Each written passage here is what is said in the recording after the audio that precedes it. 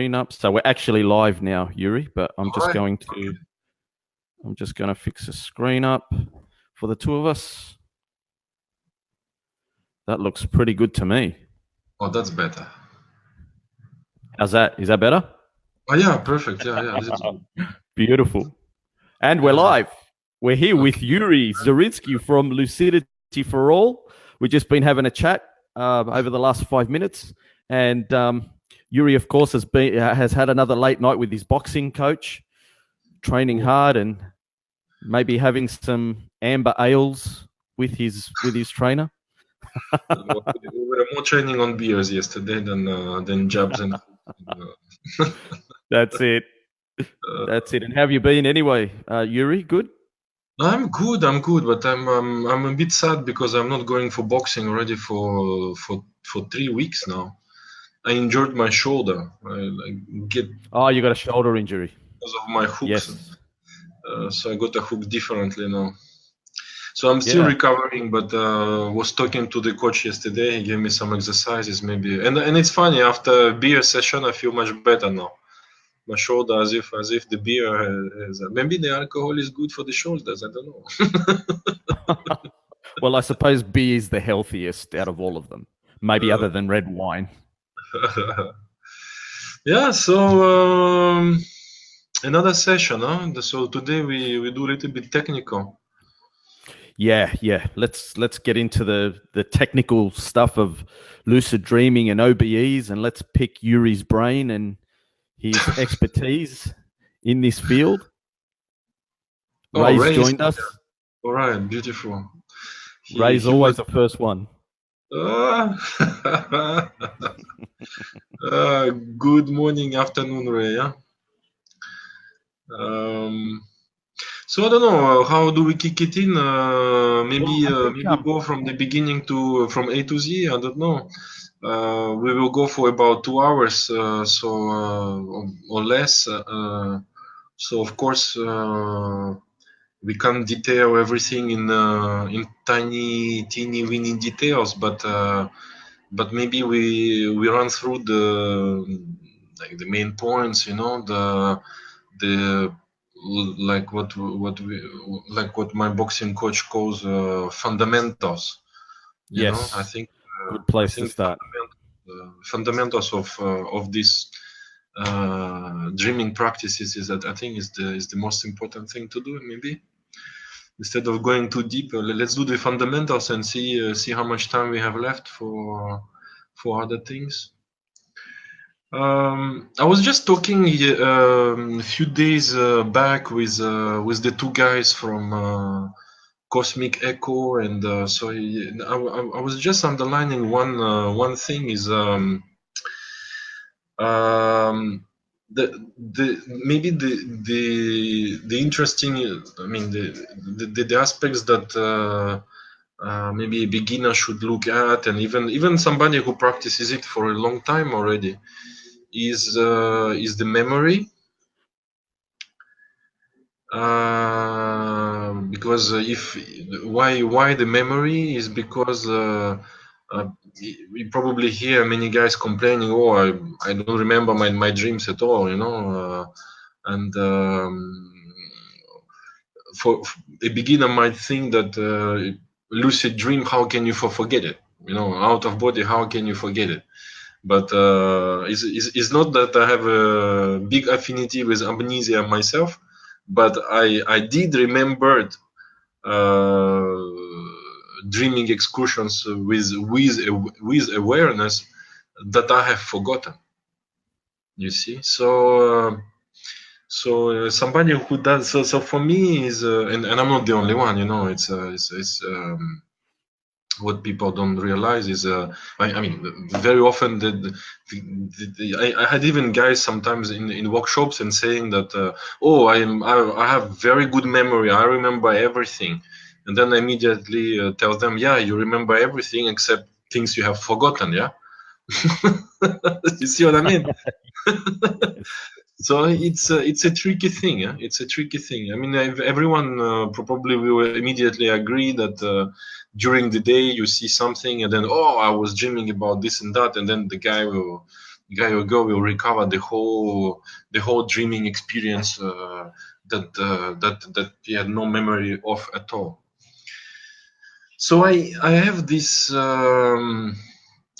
theory, but I'm more or less sure of it, is how to do a little gymnastic for the Lola Sophia. Hello, Lisa. There's many compliments going on. Thank you very much, guys.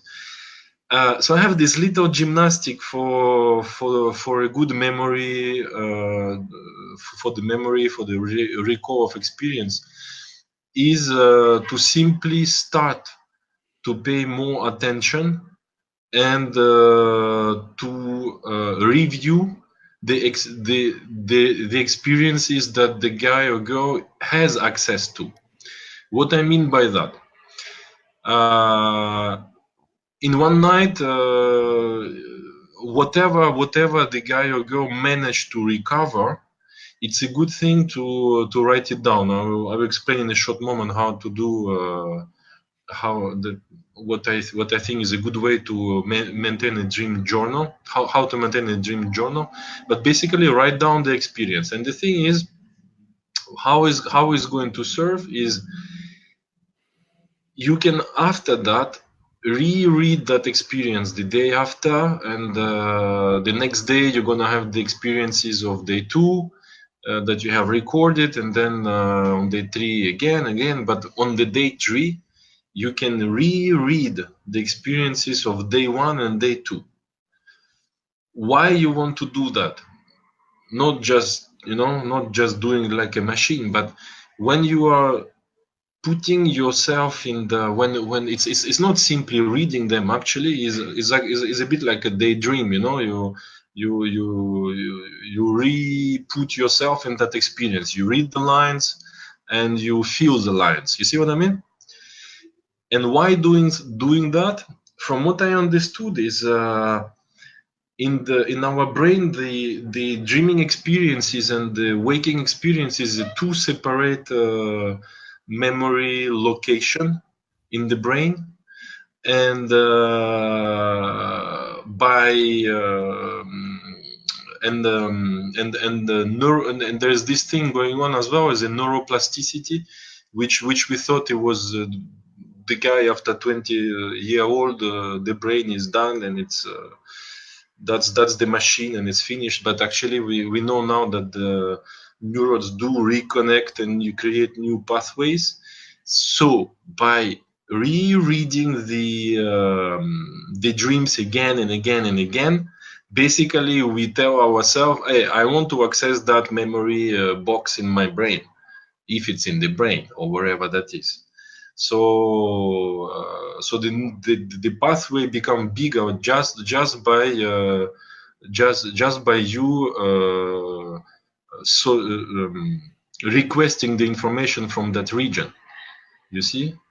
So day after day, and it goes fast. Within 5 days, 1 week, after doing that exercise, so writing the dreams on day 1, day 2, day 3, day 4, and you will see that on the day 2, actually you will start to remember the more dreams.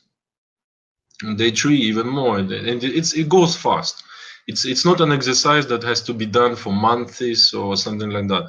It's very fast. You can go from very poor memory to very good memory, dream recall in space of 5 days, 1 week, very quickly. So you see what I mean,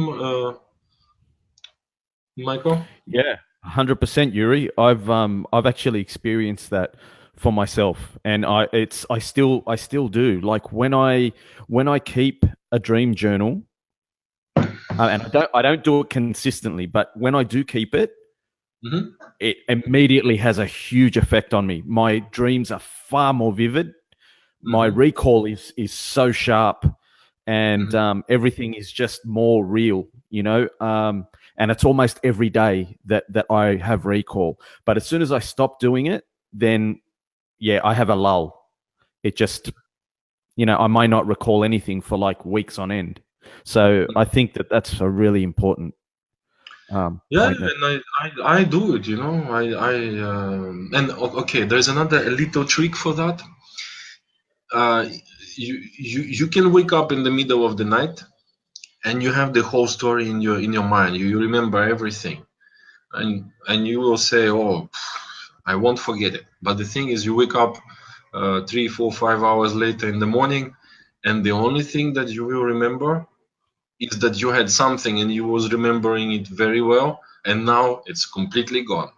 No access whatsoever. It's you have that feeling, you know, fleeting feeling, but still can't put the words on it. Can't access the memory at all. So the trick for that, what I do is I have now I have this Samsung phone that is it's a note, so I can just take out you know that thing and write down on the dark screen, so it's the light don't disturb me.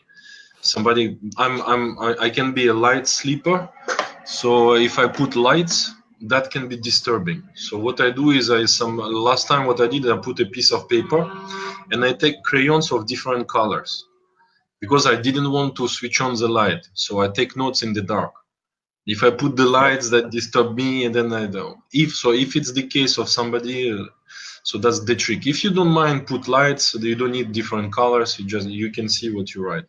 So different colors. Why? Because you will write sentence over sentence written like this in the dark sometimes. So it helps to have it in two different colors, so you can see this is the dream number one, this is dream number two.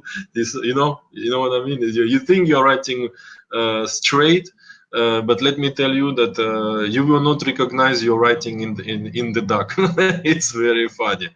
So different colors helps.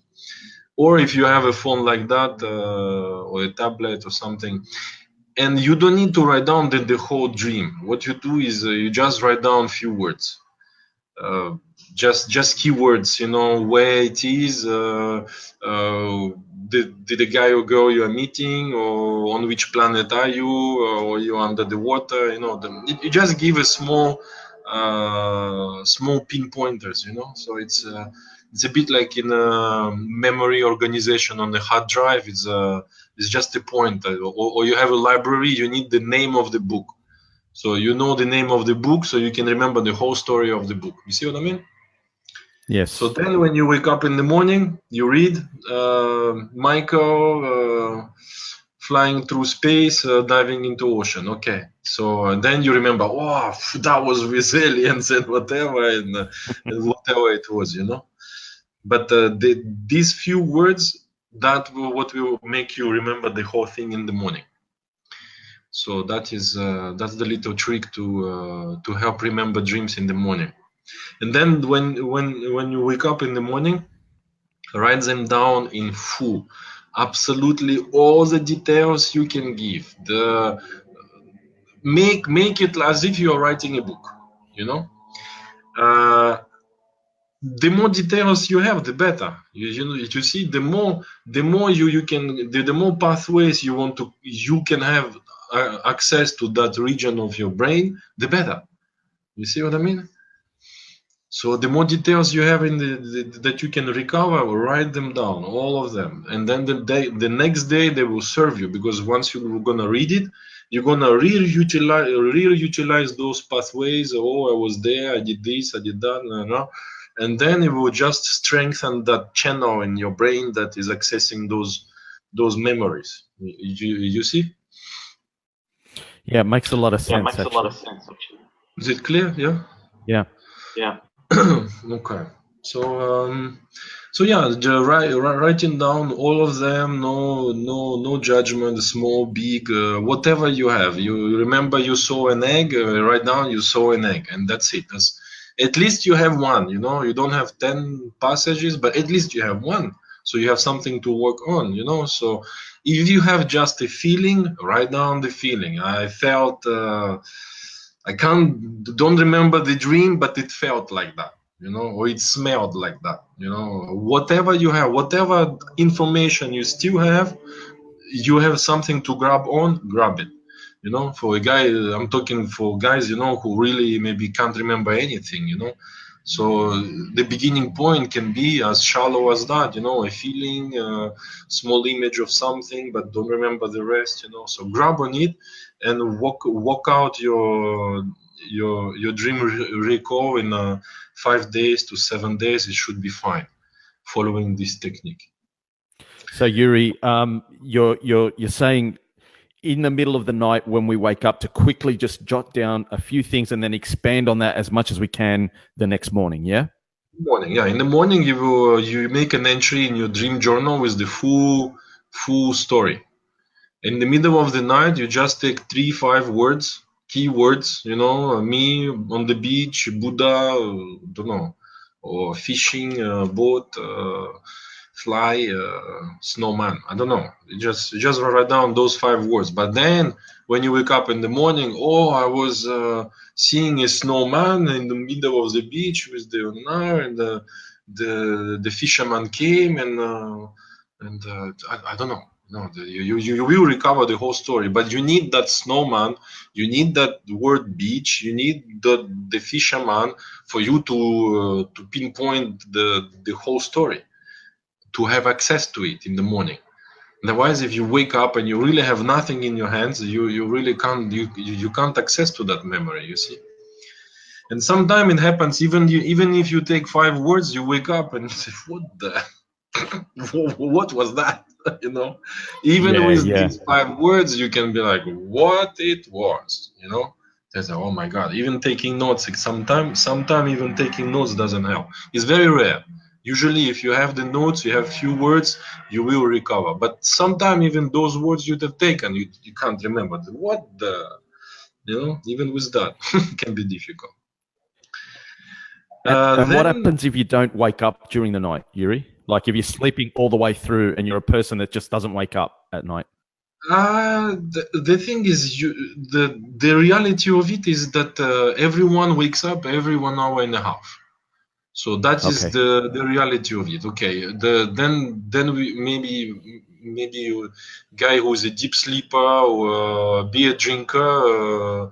Okay, don't practice on that day. You know, if you have been drunk or too tired, get yourself a good rest. You know, no need to force it. But on a normal night, everyone wakes up, and even if you are drunk, you still wake up every 1 hour and a half. It's the sleep cycle, so you do wake up. Then it's just a question of taking notes, but you do wake up, and when you wake up, you are finishing one REM cycle there. So you do have a dream at the awakening point. The awakening point. I didn't do it on purpose. Huh? That was a good one, huh? Oh man, I'm gonna have to do one for Lucidity for All during this one. Luckily, you don't have royalties on something on it. It's not patented yet. Otherwise, you can sue me for that. Oh God. Yesterday was my boxing coach saying that the arbitrary has you know, the guy who says, "Let's get ready to rumble." Oh, yes. This guy is paid millions. Let's get started to rumble is patented, brother. You can't say no way. or he will sue you. Crazy, right? Wow. Only in America. They came here to Malaysia. Oh. That's right. You had the Manny Pacquiao fight over there. When was it? Last week? Last week, yes. Yeah, on Saturday. That was a good fight, man. Manny looked great, didn't he? Manny looked, yeah, but Matisse, he wasn't great. He didn't resist much. I don't know. I'm speculating, but maybe it was set up. I don't know. Time, okay, you lose this time. Oh, I don't know. He's not ready, man. No. He wasn't. He didn't. We are on the topic there, but okay. Yeah. So the awakening point. So when we come to awakening point, we come out from a REM period time. So there is a dream to remember. Yep. Very clearly. So Okay. write it down. I put earphones.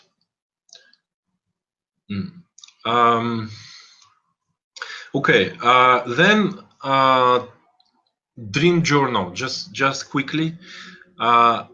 I like it not only to be not only a story, but we can also write down there the technical part of it.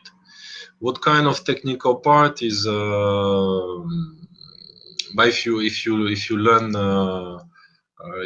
there are techniques how to access the experience, and there are also techniques that you can perform within the dream. So looks like Yuri's frozen. He's frozen in time.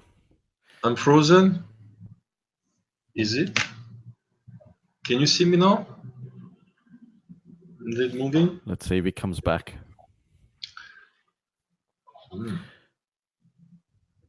Can you see me? She's saying that she sometimes dreams once a week now instead of heaps every night. Is that because I'm relaxed now? We'll have to wait for the master to answer that one for you, Lisa. Hopefully he comes back soon from his frozen state. Yeah, he's just popped back into the lobby section. So he may have dropped out. He's coming back up now. Here we go. Right, so maybe we needed a break, huh? Yes. Perfect timing. Lisa Valpi, I sometimes dream once a week now instead of heaps every night. Is that because I'm more relaxed now? Once a week and I'm relaxed. No, it's just Lisa. Maybe you don't pay attention to dreams. I don't know. I just explained. You come back. If you didn't see the beginning of the show, come back to the recorded version of it. I just explained how to get to see more dreams. How to remember more dreams every day. So just follow that technique, and if it doesn't work, do let me know, because I would be surprised. It has to work within 5. You will see improvements on the day 2, day 3, and after 5 to 7 days you should be full geared. Yeah. So the dream journal. So I like to not only write down the story in it, but also put the technical part. Did you guys heard this from me, or have? Come on, I'll just go on. Yeah, tell us. Share it. So dream journal, you can write down the date of your entry. Write down if it's an ordinary dream or if it's a dream with awareness, lucid dream, out of body experience, astral projection, or the shift, how I call it. So why you want to do that is you can do statistics, and you can congratulate yourself over a period of time by calculating how many ordinary dreams you have recorded and how many extraordinary dreams you have recorded. So what I do is I have let's say you put D for dream, and next to D you put a number, so you have D 25, and just next to it I have also let's say S for shift, and I put 25. So I know on that date, on 23rd July of 2018, I have 28 recorded dreams and 25 recorded shifts, dreams with awareness. So you can, and then you, very quickly you can take the beginning of the months, the end of the months, and you can just minus up the numbers. You take your D55 end of the month minus D15 beginning of the month, so you have done 40. You have recorded 40 dreams. You see, and the same for the lucid dream. So you do the same thing. So you know, okay, in March you have done 10. In April you have done 20. You have doubled. So you know you're on the right way. You are improving there. So you can, otherwise you wouldn't know. You don't know if you are improving by by the quantities. You know that your dream life is expanding. So the numbers will talk to you basically. So it's a good way to congratulate yourself. Then the technical part, you can write down if you believe something that helped you, whatever that is. You did a meditation, you was relaxed, you used some kind of tea, you used that technique, whatever you believe that helped you, write it down. So after a month, you can see what works for you. If you don't do it, you will forget, oh, I had that dream, but how did I do it? What the technique I have used? What's the approach I have done? What's what have I eaten? Me, I have a lot of sometimes I have a lot of spontaneous lucid dreams just by eating a lot of fish, sushi, plenty of vitamin B's inside, converting to some serotonin, so what. DMTs and whatever, and I just get away just with certain foods.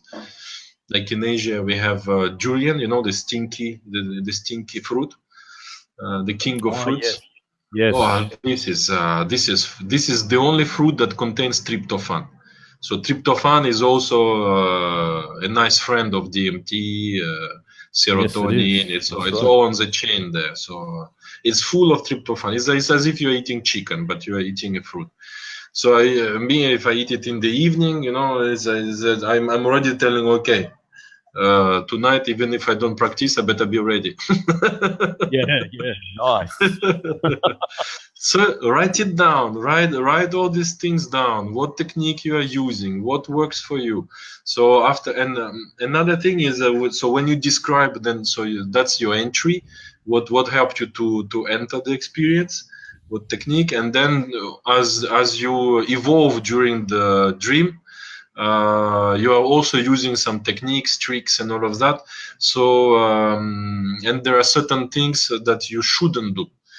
Things. I'll give you one example. Like, for example, if you stare at something for more than a second, keep staring in one place, you keep looking there, that will provoke two things. Either you're gonna have three things. Either you're gonna zoom in that place, you're gonna pop up at the place where you are, especially if you look at I have a window here on the left, so if you look at a distant point, so that will attract you to that point.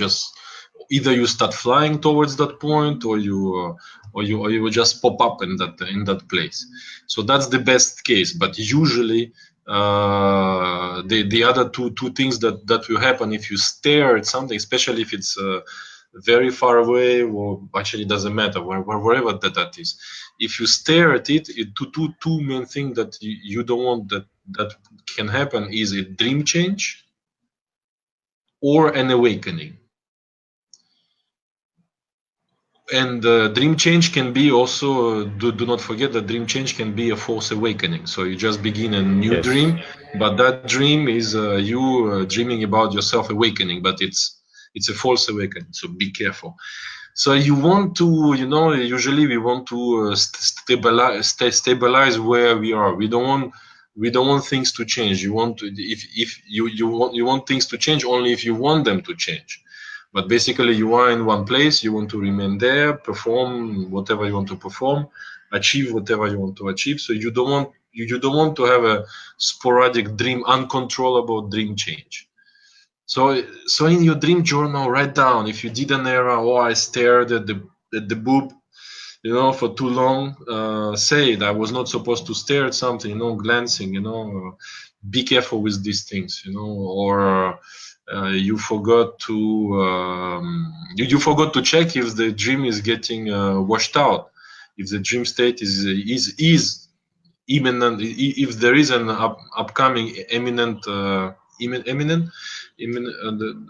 dream change coming, it's gonna come soon. So you have to be careful. Whatever, sometimes you can be taken into an action, and then you forget to check if if your nuts are going well together, if your awareness is sharp, if it's stable around you, so you forget to do that. So write it down. I was riding the dragon, it was very nice, but I forgot to check that I'm I'm still very sharp and aware, So write it down in your dream journal as you describe your experience. I forgot to do this, and then you can make actually a small chapter, writing down all the errors. So you can. So what I did actually is, from one dream to another, I will actually drag my errors from. It's annoying to have in a dream journal 10 lines of errors. You write down your dream, and then then the dream before I did this. So am I still doing it? Yes. So your errors will accumulate, but you have to, So when you reread your experience the day after, you say, "Oh, I did this, I did this, I did that. I'm still resisting." No. But you have to, you have to look at it closely, because if you don't, you're gonna keep doing the same errors. It's never ending. So the progress wouldn't be so good. So it's a bit like a sportsman. Sorry, Yuri. The dream journal is kind of like the fundamental tool of growth then for this for dreaming and that world. Like by studying the dream journal, by really focusing on this and putting effort into it, this can really like naturally just lift us up to the next level, can't it? It's your way of, like a schoolboy, it's a method. It's a method for you to work on yourself, because we forget, we forget what happened yesterday. So you will forget that you did this error and that will keeps troubling you. And sometimes these errors come back after 1 year, So it's because sometimes guys spend maybe another 1 month, so some guys call it dry spell. They don't have experiences for a while, and then they restart the practice. Not many guys are very regular. Some guys come in, come out. They are dreamers. They do it, but sometimes I don't know. They have a baby born, or they are doing babies. I don't know, and they get away from the practice. So when they come back, the errors come back. Dream recall is not so good. I keep staring at the nipples for too long, so so the dream is changing. Or wake up too fast. I'm making jokes, but that's what's happening. So it's a way of having your own mirror, or you are coaching yourself that way. It's good. You don't need anybody. You become your own coach. You coach yourself. It's good. So this is for the memory part, the dream journal, and that will help you as well with the improving on the technical part. But basically, your dream journal is one of the main parts is to have access to the memories, so that you can remember things much better. So your dreams, exactly like you said, Michael. Oh, my dreams are vivid. They are always vivid, but we just don't remember. The reality is vivid, but we don't look at it with awareness, with all of this. The information is there, but how we look at it. So that's the way to. I believe this is the way to amplify. It's like putting an amplifier.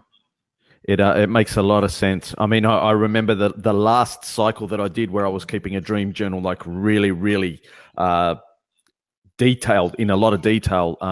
The first night I started it, I dreamt, that I was like in a world of Apache Indians, and all of the horses had like crazy neon signs, but their hair with like neon signs. The colors were incredible. And I had this whole army of these Apache warriors coming up to me, and they were riding past, and I'm like, whoa, this is awesome. And just the the landscape was completely alien with all these neon colors everywhere, and it felt like I was in another world, you know. And then the next day, I dreamt that I was at a beach talking to someone, and there was tiny little Rubik's cubes, like crystals, like diamonds, floating in the water, coming to my feet. And I was lifting up the crystals, looking, going, "Oh my God, these are perfect cubes," you know, like, and they were everywhere, just washing in from the ocean. And just the level of detail was incredible. And that was just on the first 2 nights. You was aware, yeah? Yes. Lucid, yeah? Yes, in both of them. Okay. Yeah, man, that's nice. Yeah, sometimes I'm laughing. I'm looking at like you say, the details. I'm looking at the details, and I'm laughing. I'm just, oh my God, how come it's so detailed? But well, it is detailed. It's as detailed as you want it to be, maybe more. Yes, sometimes I notice that it's sometimes the detail is so incredible that it feels almost like I'm inside of a video game, literally. Even the graphics, like they're that clear that it looks video gamey, you know, like like virtual reality. But it's real, but it looks realer than real. Yeah. It's as if I find everything is a little bit amplified. Huh? It's Yes. as if I don't know if it's linked to our I don't know. I've for example, I don't know why I want to compare, but when I had my experience with psilocybin in Indonesia, it was something that I can relate with the amplification of senses that seem to be in the same way in the dream state. Is everything is crispy. It's as if somebody turned on the volume for the colors to. The sounds, you know, everything is amplified. Everything is more clear. I don't know if it's our mind that is more clear, or if it's because I don't know. I think maybe it's related to our mind. Maybe our we've got the whole family coming. Hello, Yuri. Hello. Hello there. Hi, guys. They've come to say hello to you. Nice to meet you guys. You're having some fun with your papa. Yes. All right, you guys continue on playing. Hello. Hello. See you again, yeah? We'll see you They again, wanted to come and say hello to you. Oh, wow, wonderful family you have, huh? Yes, Nice, you were touching on something very interesting there, Yuri, because I've noticed as well in my the environment, or the, you know, whatever you want to call it, where psilocybin is involved, especially at the higher doses, there is like a feeling of like a lot of the colors on living surfaces that are alive have got a very clayish look, like it's clays, different earthy colors of clay and dirt. Anything that's alive has got this feeling of dirt on it, and there's a for me there's a just feeling of ancient earth or dirt or something, and it's always there, you know, like something before humans were around. It makes me feel like that, you know, the psilocybin. So it's strange. Every time that feeling is always there. And yeah. Is it because of their taste?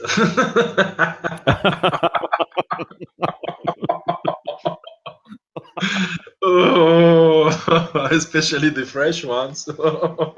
Yeah. Well, you know, I think there may be something to that, because there is a very strong taste of dirt. Yeah, but they grow on dirt, man. Yeah. They compost the whole earth, man. Yes.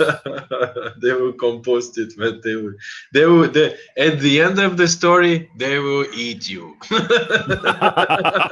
Yes. They will eat your body, man. They will tell you thank you. All the mushroom will eat you. All fungi of the world, they will eat you. You will become one with them. Ultimately, we will finish with them. You want it, you don't want it. They don't care. They will get into you. Yes. Yeah. So maybe that's why, it's very earthy. They are there. So Darren is asking a question about Yeah, we have a few questions. Yes. black and white. So dreams of rough or smooth textures, and black and white or bright colored. We are confused, but has anyone had dreams of rough or smooth and of black and white or bright color? Mine are always colorful, man. I don't know. Why? I heard some guys were dreaming in black and white when watching too much TV, black and white before. So they started dreaming in black and white. I don't know. Mine are colorful. Mine are colorful. Like blind guys apparently having dreams of a blind. They don't see things even when they are dreaming. They perceive. There are blind lucid dreamers. They know they are dreaming and they get lucid, and they don't see anything. They remain blind there. Why black and white? I don't know. Try to color it, man. Try to take a brush, color it.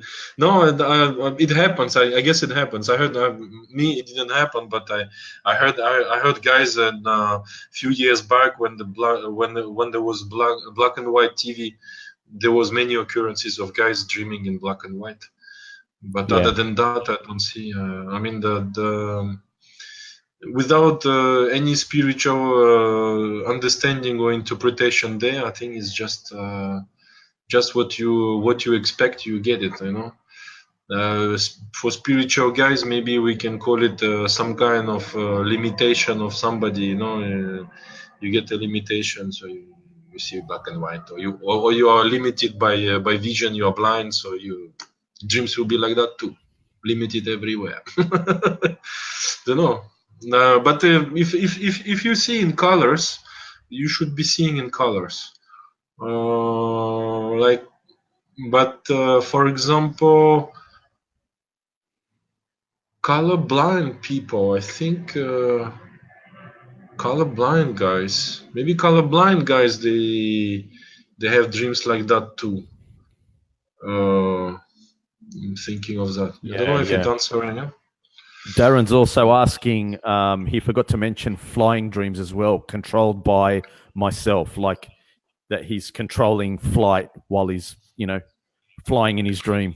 So is it a question, or forgot to say flying as well, as if it was controlled by myself? So is it a question, or? I think what he's referring to, because I relate to this as well. Sometimes I have dreams where I'm flying and I can fly really, really fast and I'm in total control, Other times I'm flying and I'm like, holy shit, I start conking out and falling. I'm like, oh my God, I can't fly today. And it's almost like it's controlled with it's connected to the willpower or something. With the intent, is the intent, If you think you can't fly, you will have difficulty to fly. If you are convinced that you are a good flyer, you will be flying well. Yes. I mean, you will be flying well, provided you don't do the errors of. Okay, for example, one is where we look at. It's an expression of the will. Actually, it's if you are looking at something, that means you're interested by that. and it's and your intent will follow where you are looking at. So, for example, if you are flying, if you are at certain altitude, one thing not to do is not fly and keep looking at the ground. So if you keep flying and looking at the ground, it's interpreted as you want to land on the ground, you know. So it's like that. So you glance on the ground. It's not forbidden for you to look at the ground, but just not keep looking at the ground.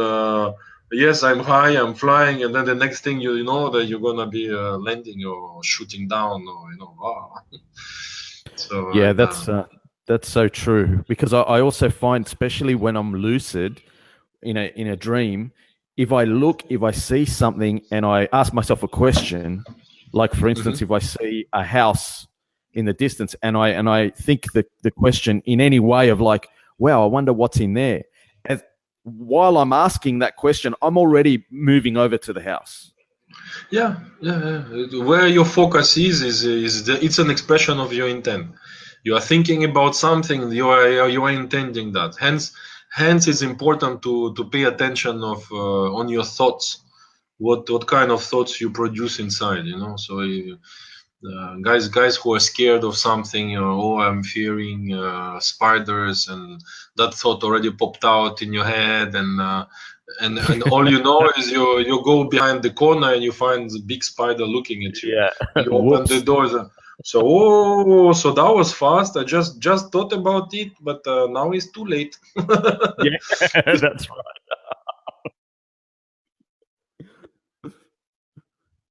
It's a bit like in a Bible, ask and ye shall get it. so it's a bit like that. For spiritually, for spiritual guys is the manifestation. So the manifestation is on waking time is a bit slower. In dreaming time is instantaneous, almost instantaneous. So it's materializing much faster.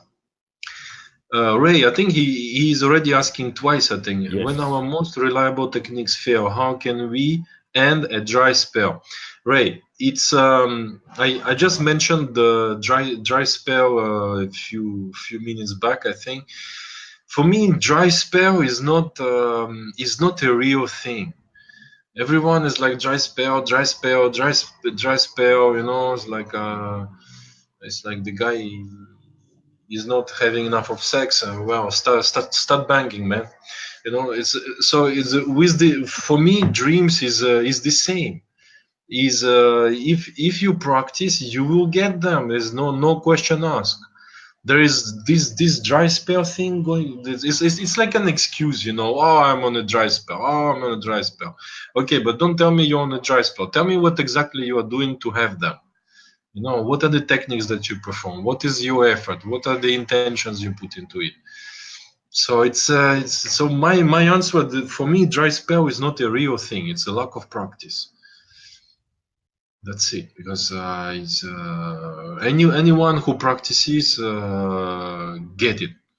It's just a question for you to practice it in the right way and know what you do right and know what you do wrong. So maybe I don't start keeping a dream journal, Ray. Start keeping your dream journal. Follow what Yuri was saying before, and you'll probably find that you'll kick straight back into it. See what you are doing. You know, so right now maybe you don't do enough. You know, you think you do, but maybe you don't. You know, you think, oh, I do so much. You know, but write it down. What have you actually done today to have it? Today, what you have done tomorrow to have it?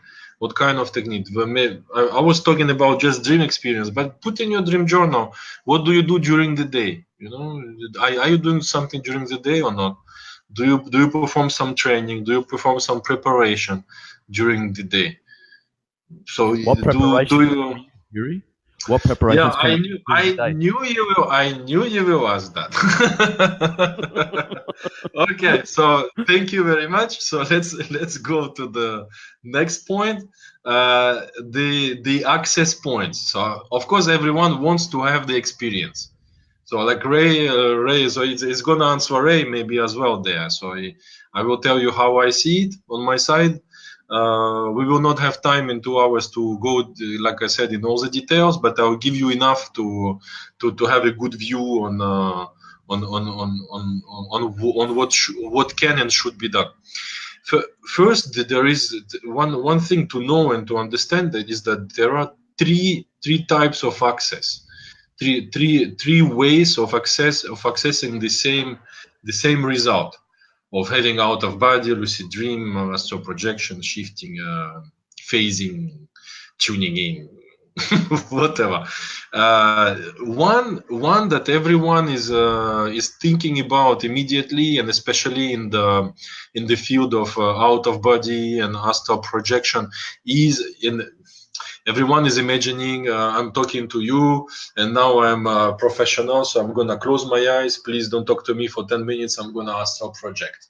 So it's everyone is thinking about that one, where you go from awaken to a sleep mode in the space of a few minutes, 10 minutes. You're a champion. You go in 1 minute. Okay, maybe it's a bit schizophrenic there already. Or really a guy who is really good. But those guys are rare. I think schizophrenic are good in it, to go in different kinds of dreams on the spot, or maybe at the same time.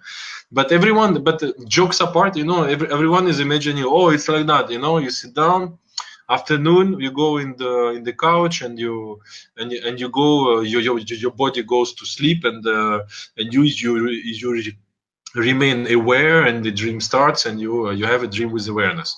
So that is the most difficult access, which is that access is going from awakened state, having a coffee, having a conversation, and then go lay down, and your body have to fall asleep, you have to remain aware, you are very awakened, on all of that, and you have to put your body to sleep. So I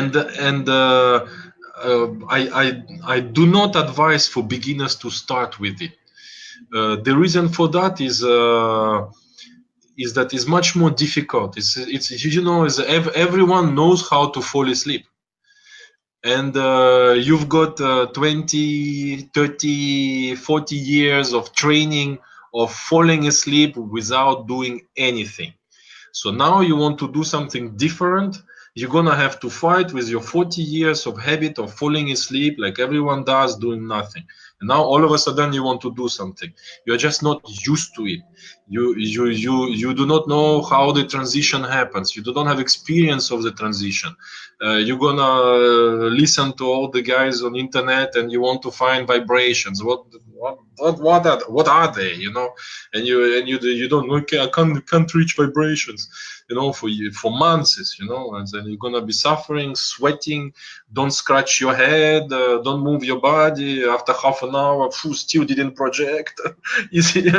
Am I close? Well, I have been close 10 times. Still didn't achieve it. Oh. So it's for a beginner. I really don't advise to start with it. There are another 2 ways to achieve it.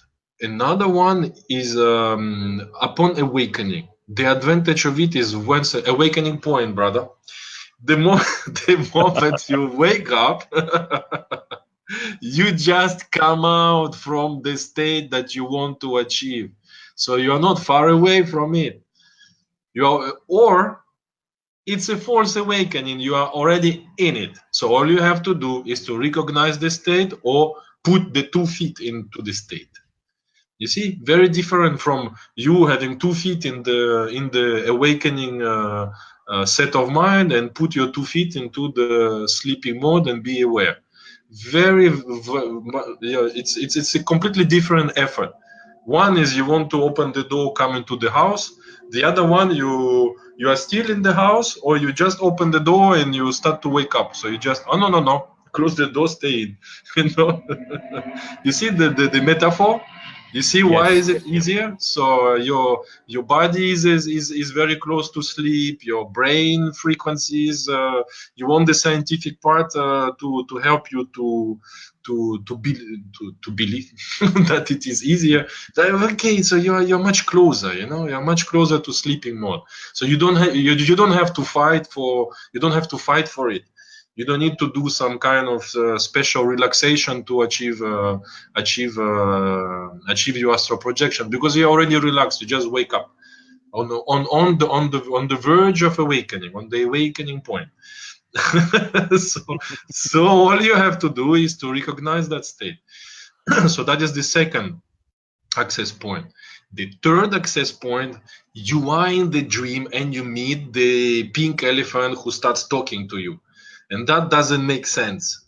So you realize that it's a dream, because pink elephants don't exist. On top of it, they don't talk. So you tell yourself, pink elephant talking, I must be dreaming. Bravo! Yes. You have just got it. You just got it. It's the same. You're accessing the same in the same quality of experience. It's exactly the same. You just got aware, in the dream state, and congratulations. So you didn't need to do the maestro astral projector, and you didn't need to do some kind of special effort that I'm gonna talk in a short while upon awakening. You see, so it's very. I journal and combine the wake back to bed and wild method. Ray, are you are you very proficient with wake-induced lucid dreams? You see, it's just what I have mentioned. The first point of access, you are going from awakened state to the dreaming state, wild. That's the wild technique I talk about. So it has pros and cons. The cons that I already mentioned. It's more difficult. You have to go from waking state to sleeping state. So very often, what will happen to you is guy who is not very good in it is either you're gonna remain in bed and you don't manage to fall asleep, or you actually fall asleep and nothing happens in both cases. So what you want to do is you want your body to fall asleep, dream to begin, and you to be aware in the dream. When I say dream, is not something reduced to dream. When I say dream, so that you guys understand, it's encompassing term that covers astral projection, out of body, etc. It's just a general term to say dreaming practices. Yeah. So yeah, you are doing the difficult way there, Ray. So it's much more difficult to do that than to perform it upon awakenings. Okay, Ray. No, you prefer to do wild. Well, you are free to do it, but I'm gonna extrapolate a little bit more on what you can do for the other access points. But more reliable is the access point upon awakening, on the awakening point. now I'm gonna use that, Michael. On the awakening point. I'm loving it. I swear I didn't prepare that. That's why it's so good. It's fully improvised, this one. Okay, so the pink elephant technique, which is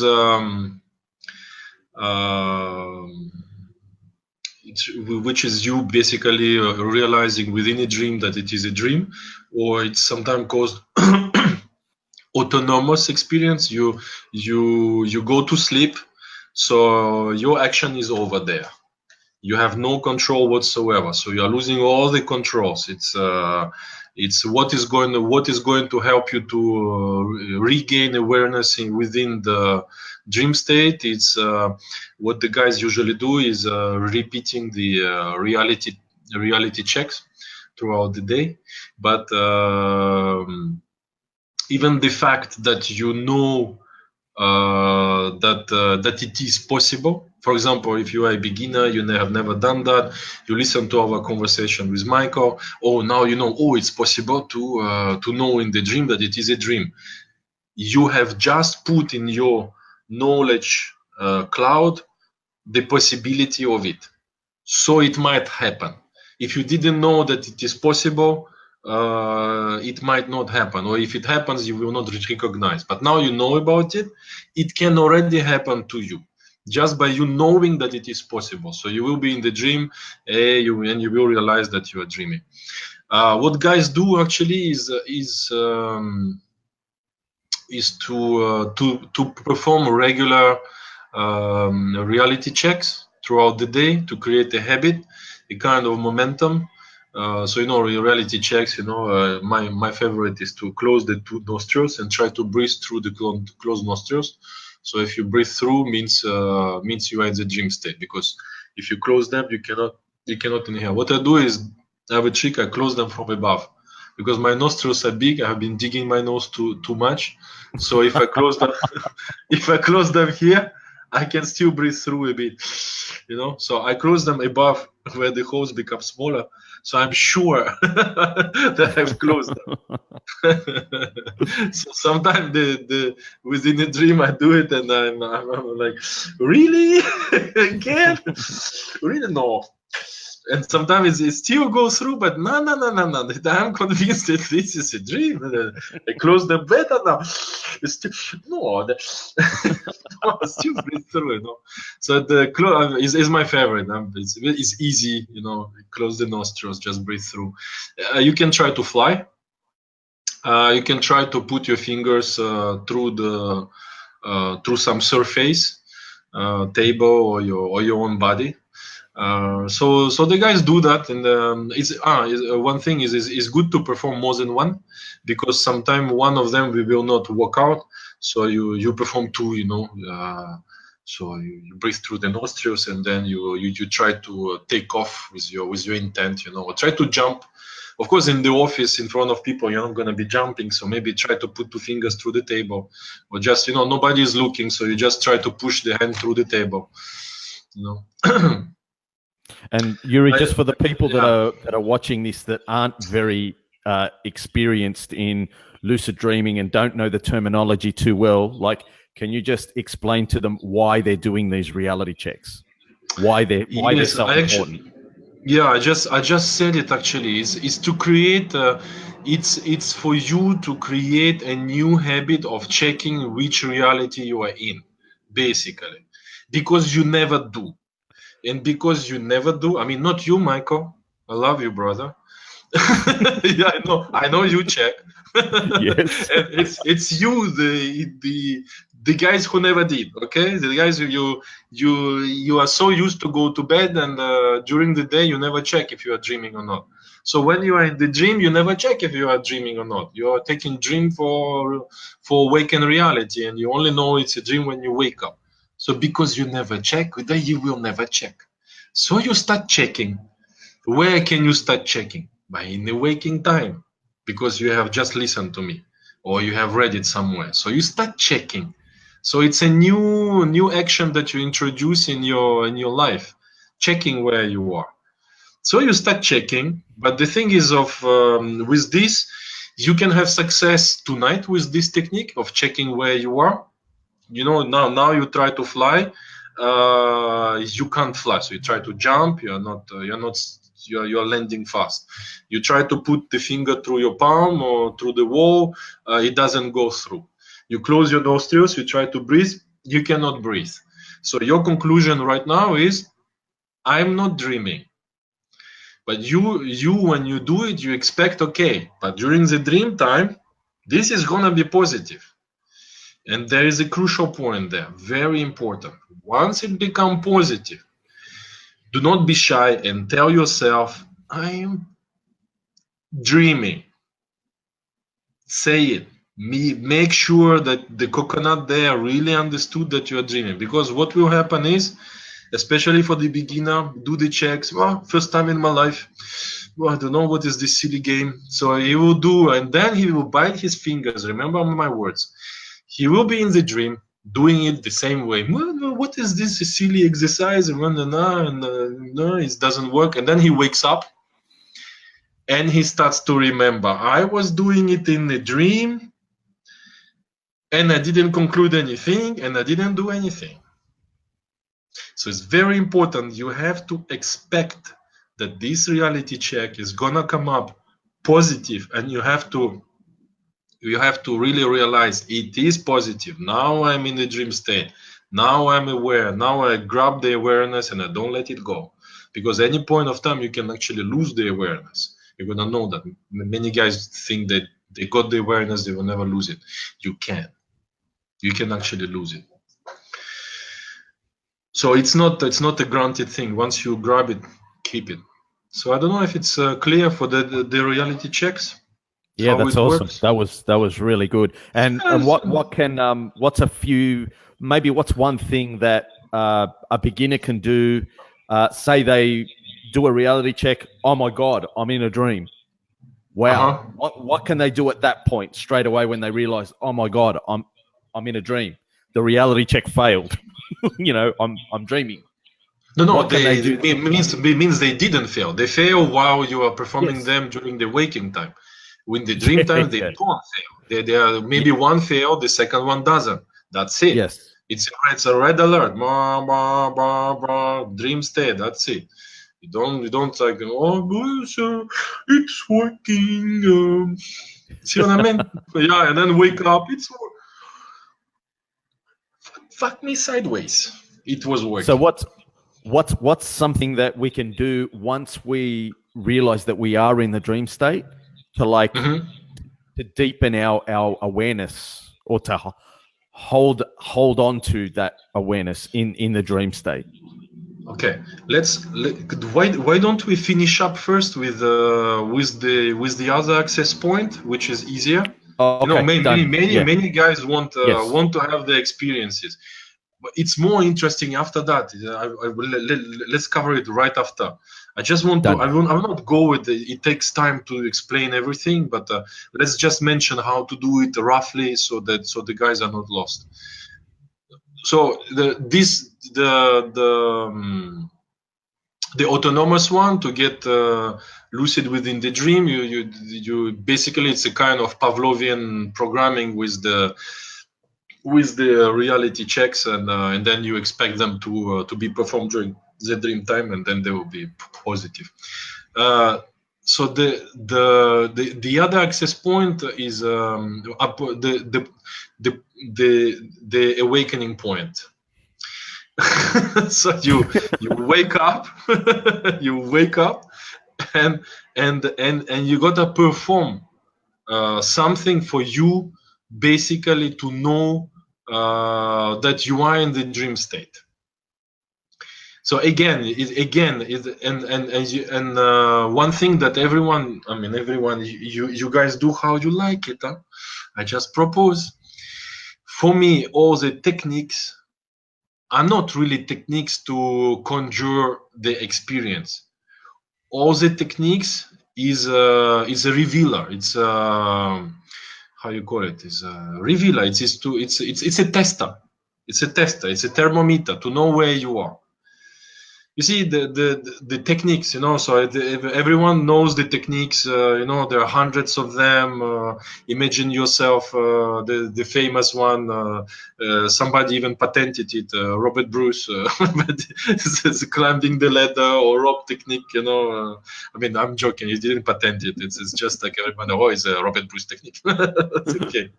So you can, imagine yourself playing piano, swimming, washing dishes, performing your favorite passion. You're like daydreaming.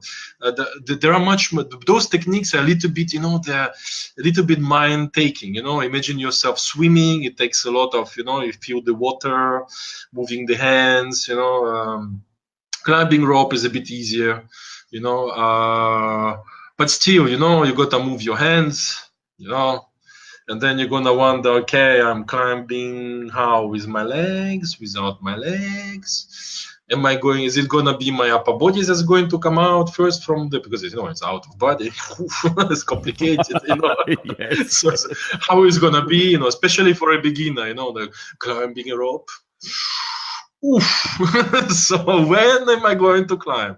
So it's complicated. So there is much easier techniques. For example, you can completely focus on what you see behind your closed eyes. Just focus on that. Forget everything else. Just look and see if you see something. So usually when you focus on it for 5 seconds, something like that, you might start seeing something, and then two things happen. Either you pop out in the whatever you start seeing, or that thing will kind of absorb you into. You will be absorbed into the picture. You can also focus only on the sounds. What can you hear? But nothing else. No movement, no imagination, no ropes, no swimming, nothing. Just the sounds. Focus only on the sound. What can you hear? The trick there, the trick for the vision is look with a peripheral vision. Don't focus on one spot only. Try to see on the global picture. Once you know this hypnagogia, you can research it. Those colors. Maybe you have seen. Yes. Once you are in the hypnagogic state, you are close. That hypnagogic state can be transformed into a dream state quite quickly. So be prepared. But the way you look at it, don't look at just one pattern. See the whole picture as much as you can at the same time. So that's how you focus on the vision technique. The sounds. Focusing on the sounds. How you do is, I give you example is when you listen to an orchestra, you can focus on each instrument one by one. The violin, the tambour, the whatever, the little guy with the little triangle. So you can hear all the sounds. So what you do is when you wake up like that and you focus on each sound, and you keep jumping from one sound to another. So you just acknowledge them. I'm hearing the fan turning. I'm hearing the aircon noise. I'm hearing the motorbike passing by. I'm hearing this. I'm hearing mosquito. I'm hearing this. But don't focus on the mosquito for 20 seconds. Yeah, you focus on him, on the aircon, on each sound for a fraction of a second, because what you are looking for, and this will freak out many people, is you are looking for a strange sound that shouldn't be there. Yeah. And that can get freaky sometimes. Sometimes you will, all of a sudden you will hear somebody talking to you. Sometime you will have a motorbike parking next to your bed. So that will start on more than one. So be prepared. The strange sound can be quite startling. The sound as real as you get it. So you should do that, and you're jumping from one sound to another because you want to find something strange.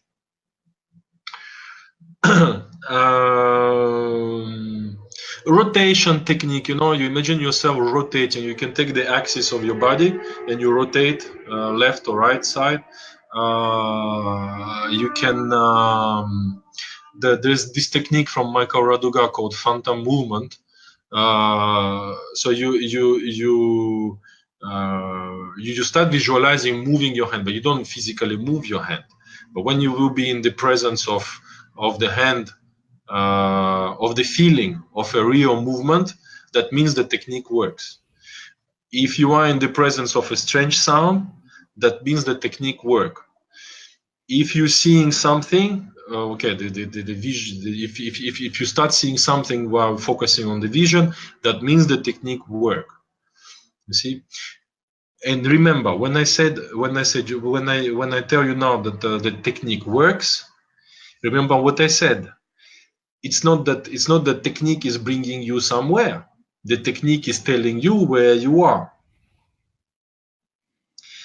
So if you are in your bed and somebody parks motorbike next to your bed, it should be clear where you are.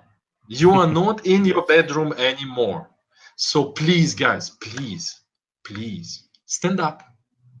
Don't remain in bed and start to ponder who is fucking parking motorbike. What is that I'm seeing now? You know, I'm now laying down in the mid space, or now I'm laying down and seeing the fan turning right in front of my face, and start to analyze the situation. How come I'm next to my fan that is 2 meters high above? By the time you start to analyze who is parking the motorbike, who is touching you, you know, and all of these things, you might wake up and you're gonna just miss the point. Do not wait for strong signs. Science, not science, science. Oh, English. The sign. Do not wait like for the vibrations. You know, everybody talks vibration. Get yourself a vibrator if you really like it. It will not have strong sign. No, this is serious, man. It makes me laugh. No, I don't get vibrations. I don't know what to do. No, it's the whole thing is covered with a lot of misunderstandings, brother. Vibrations, yes, you get them, and the vibrations is not just one thing. It's electrical current kind of feeling passing through your body, going from the toes to your head, or from the head to your toe. You know, it's pleasant or not, or strong. It can be some sounds heard strongly within the head, shaking. Sometimes your bed start to vibrate as if it's an earthquake. You know, so it's a strong sign. But if you have a little child coming to your ear saying, "Oh, don't know, Jacques, maybe you should an astral project tonight," this is the time where you fucking stand up and spank the guy who told you not to. You know, so it's a sign. You know, you are alone, or you are with you know, sleeping with your wife or your husband, and somebody comes and starts, you know, Jack, don't do that. You know, okay, thank you. You know, so it doesn't have to be super strong. It can be.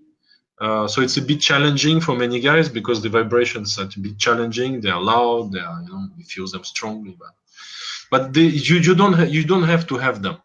So once you are, so if you are rotating, you know, you wake up and you start to imagining yourself rotating, and you start to actually rotate. Don't keep rotating for 1 minute. It's a revealer. Remember, I told you techniques. It's to reveal. It's not to do something after. Is just to tell you where you are. So if you are actually rotating in your bed, if you are seeing something, if you are hearing something strange that is not supposed to be there, all of a sudden somebody touched you, or you are seeing, you know, you are seeing the sailing, or you are seeing, you know, you realize you are seeing something you're not supposed to see. You know, your eyes are closed in the first place. So if you are seeing something with your eyes closed, stand up. Don't analyze the situation there. Your action there is to stand up. Okay, I will not go into the whole algorithm. There is a nice way of how to perform these techniques, but I will just tell you one thing. One thing that people don't know very, very often is the dynamics of how the dream is being built up, or how the dream state is getting how do you come out from the dream state. Usually the sense of touch is coming first, and the vision coming in second. So you might very often you might not be aware of the fact that the dream has already started. You will be focusing on your vision and your sounds, but you could already stand up, move around, and you're already in the dream state.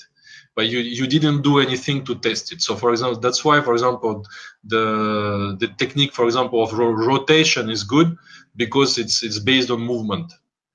You see, or the phantom hand is based on movement. So you can detect, oh, my hand is moving. So you stand up with that hand, but you don't see anything. You are in complete darkness there. So it's just to know. So the dream begins with the sense of touch. You can touch everything. You go around. You know, it's already answering to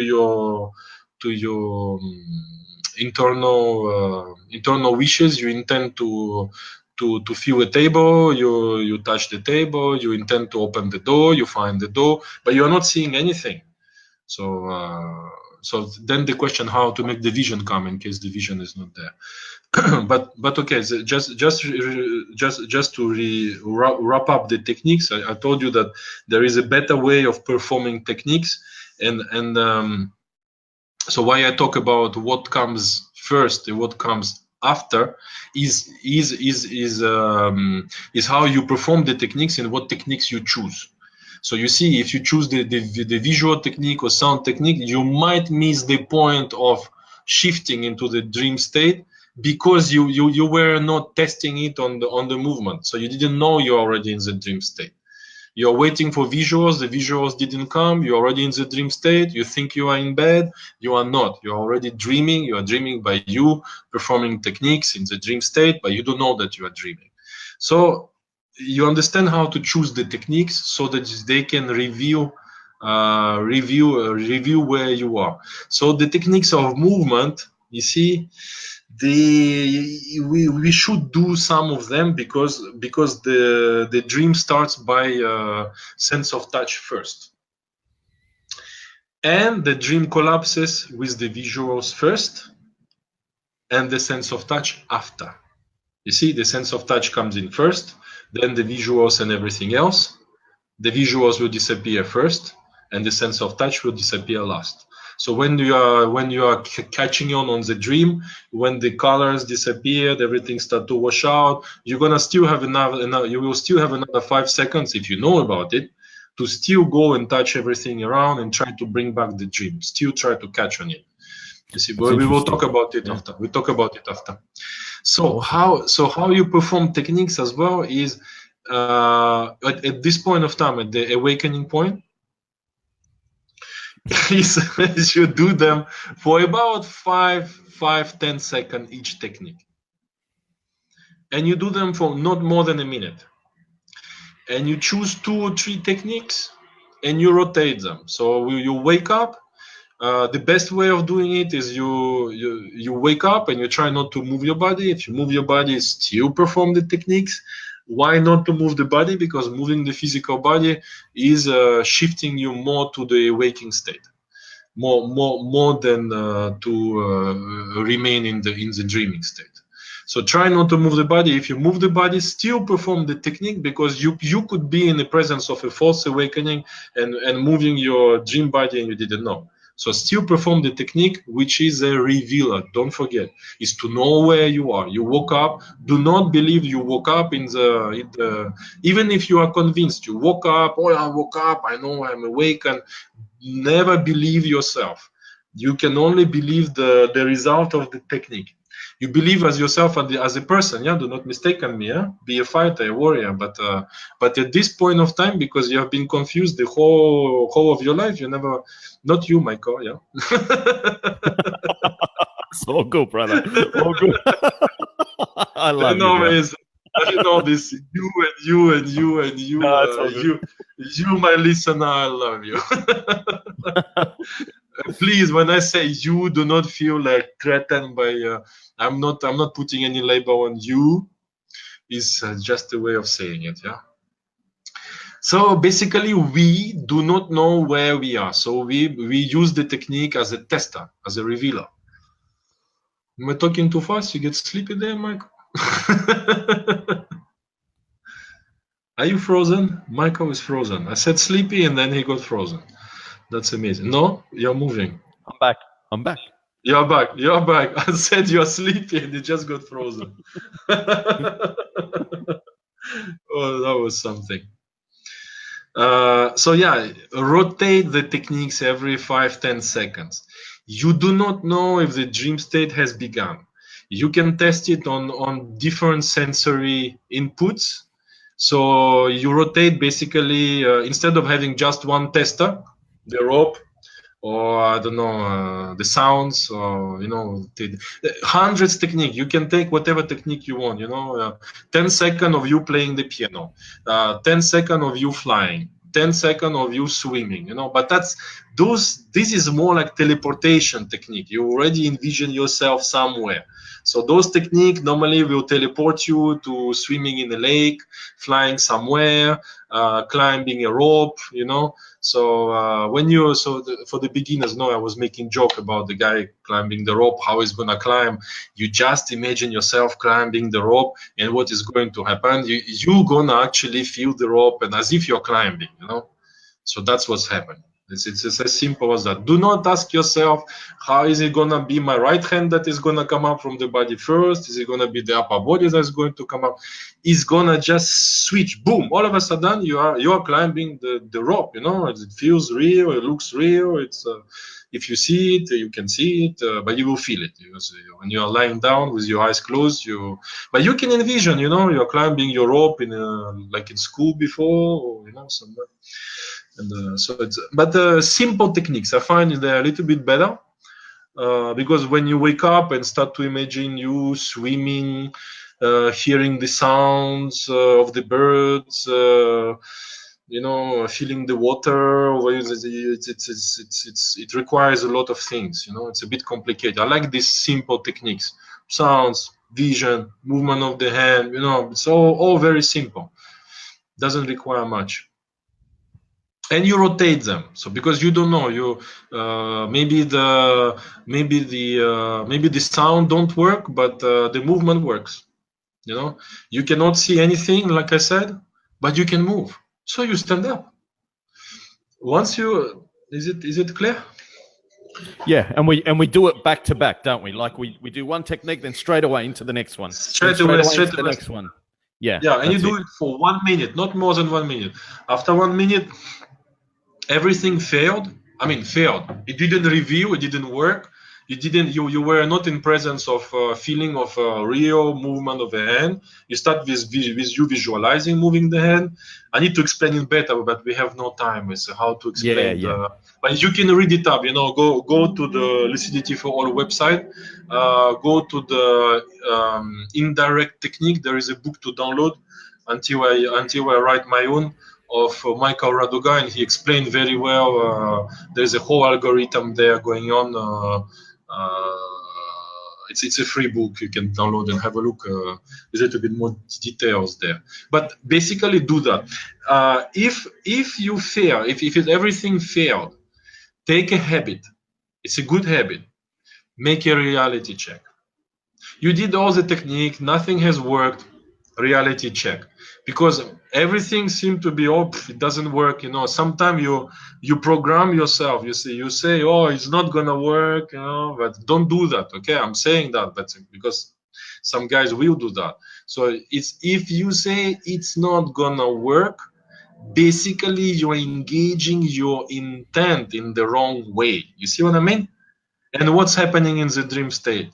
You are being granted with what you are asking for. So if you do the technique and you expect it not to work, and voila, you got it. You get what you ask for, basically. So reality check, usually they don't fail. So if it's really, so before you fall asleep, reality check. One difficulty that you guys gonna have is to wake up and do something. So if I don't tell you anything just like that, not everyone is going to be capable to wake up in the middle of the night and do something. So for you to actually wake up and start doing something, the best way of doing it is to fall asleep with the last moments of you before you fall asleep, is to fall asleep with the idea that when you wake up, you're gonna perform this, and this, and that. It's much better than to have that idea 2-3 hours before. It's much more efficient. You're gonna fall asleep with the idea, and once the awakening point is in your hands, you will have better chances to remember that you have actually to practice something, and you're gonna do it. You see? Yeah. Michael, do we have any questions from the guys so far? Make a small pause by checking if we have any question from the guys we didn't answer, maybe. Let's have a look. I think we're all cool for now.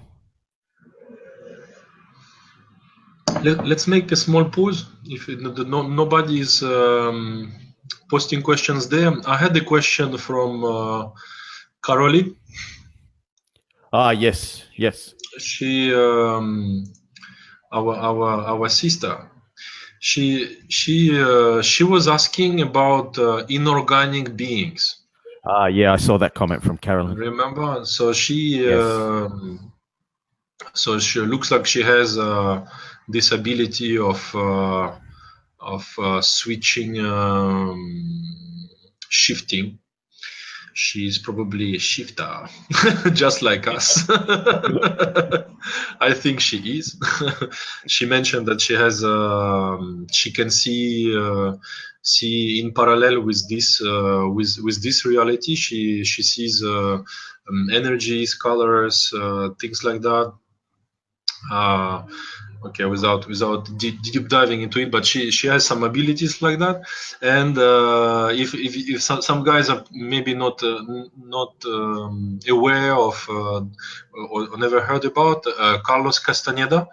So he was anthropologist who traveled to Mexico, and he learned from shaman Don Juan, and he has written a series of books. I think less than 10 books or something like that, and they are very, very shamanic and very, very unique, because not many people around the globe have written on these subjects and who talk about these subjects in this way.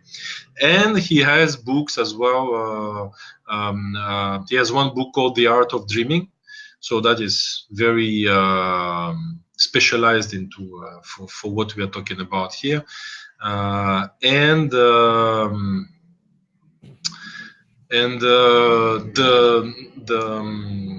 looking at the hands technique, to raise awareness in the dream state, and glancing on the objects, this dynamic, instead of, like I was saying, do not focus on a teeth for too long, otherwise you will change the dream.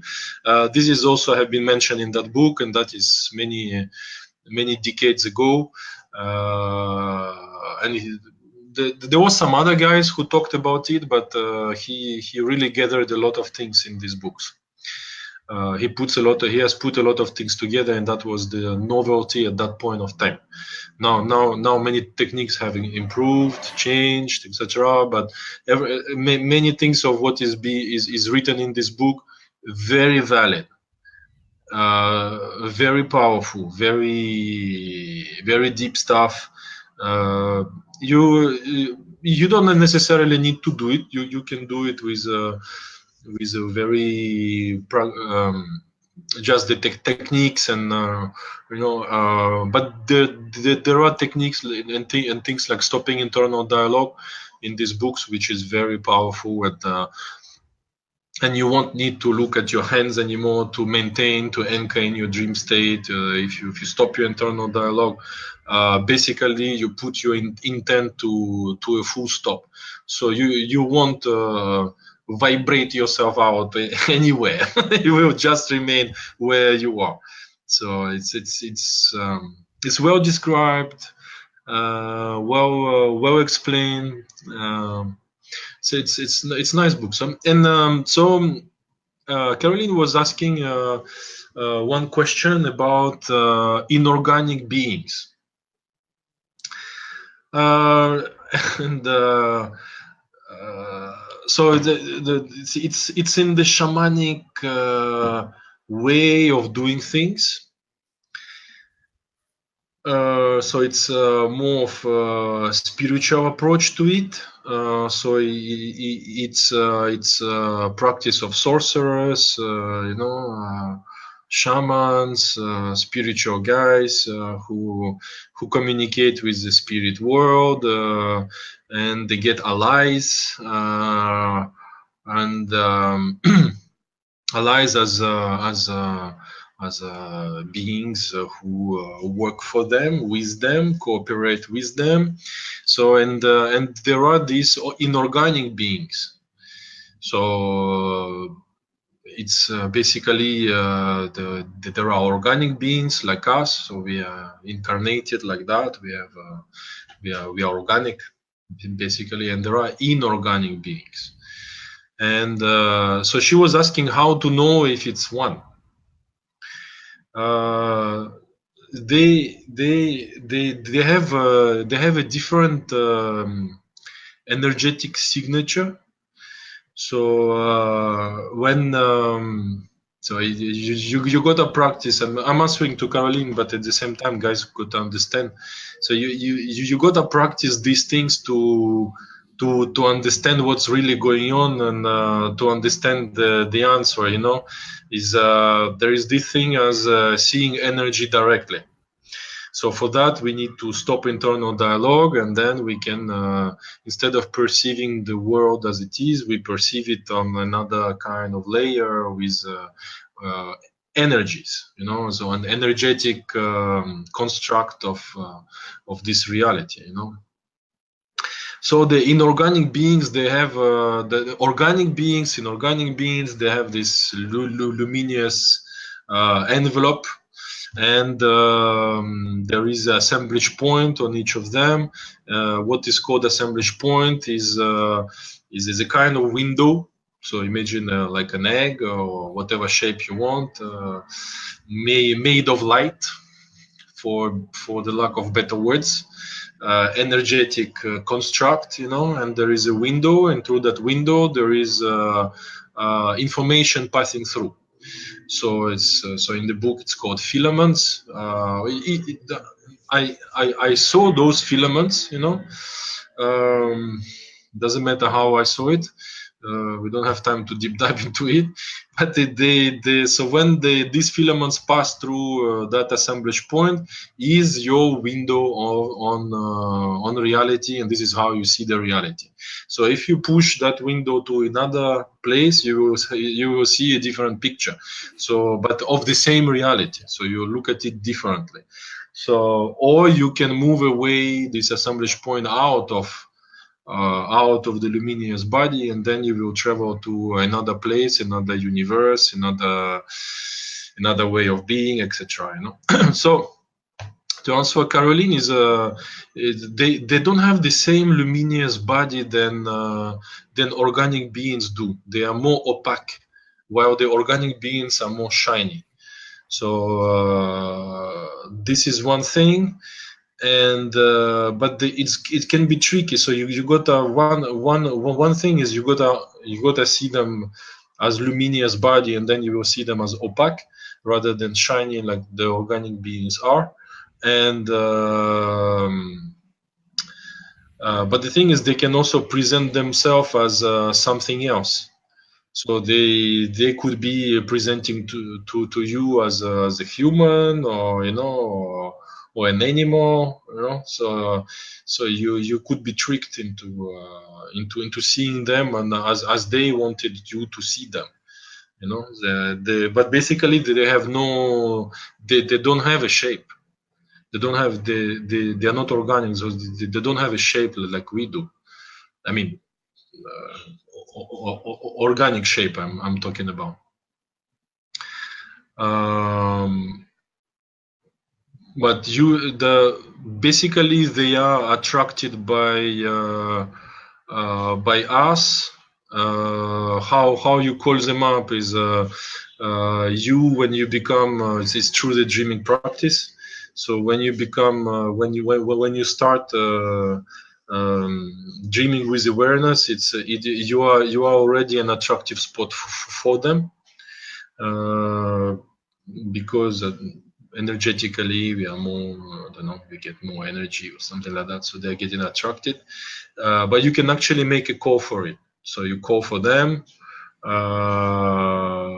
but to be careful, because they can drain you out of your energy as well, from what I have read. All I'm telling you is from what I have read. It's not my experience. I'm being honest there. Okay, so it's my understanding. I did make a call to meet an organic being, because they can make you travel to places where you couldn't travel on your own. For them, it's very easy. They can make you travel to other dimensions, etc. But I don't know. I didn't focus on it so much so far. So yeah, so this is, and I think the best way also is to ask an organic being to reveal themselves to you. As simple as that.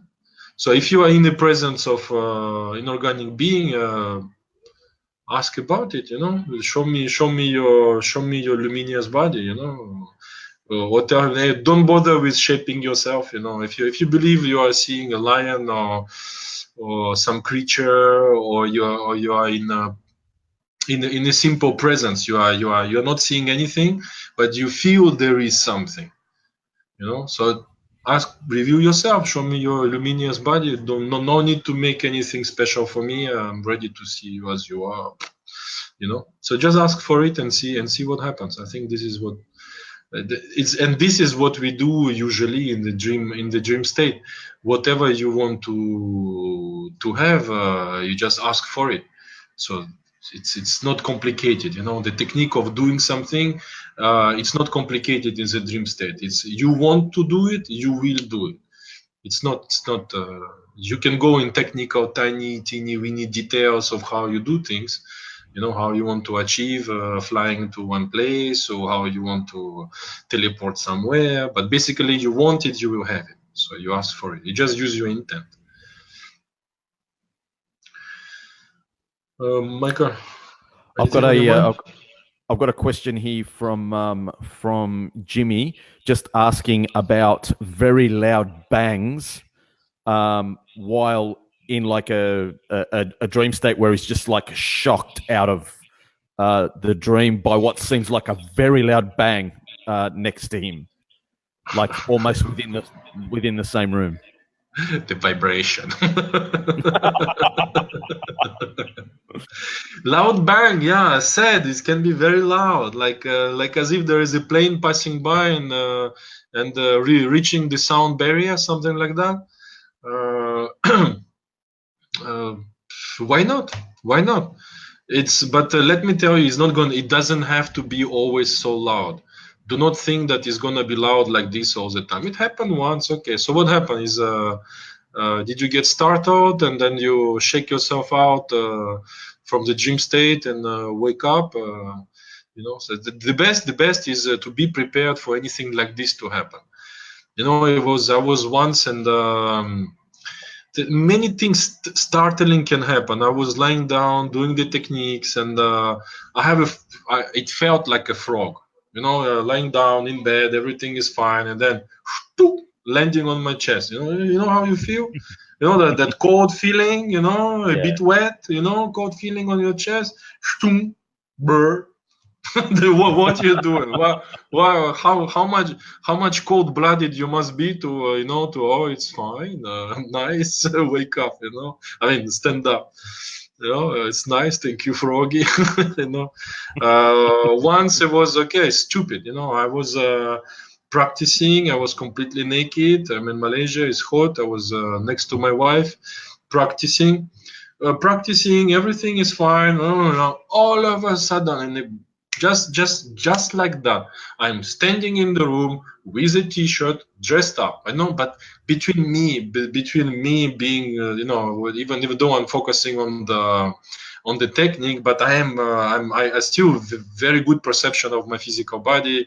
Laying down in bed, I am naked. I feel the bed, the pressure of my skin against the bed. The gravity, everything, and then change of gravity. And I'm normal lying down. I'm standing up. I'm dressed up with a t-shirt. You know what I did? I was like, just what the heck? What the heck? And then I wake up and I'm still doing this on my body. There was, but I was cold-blooded at some other similar points. I was practicing a technique, and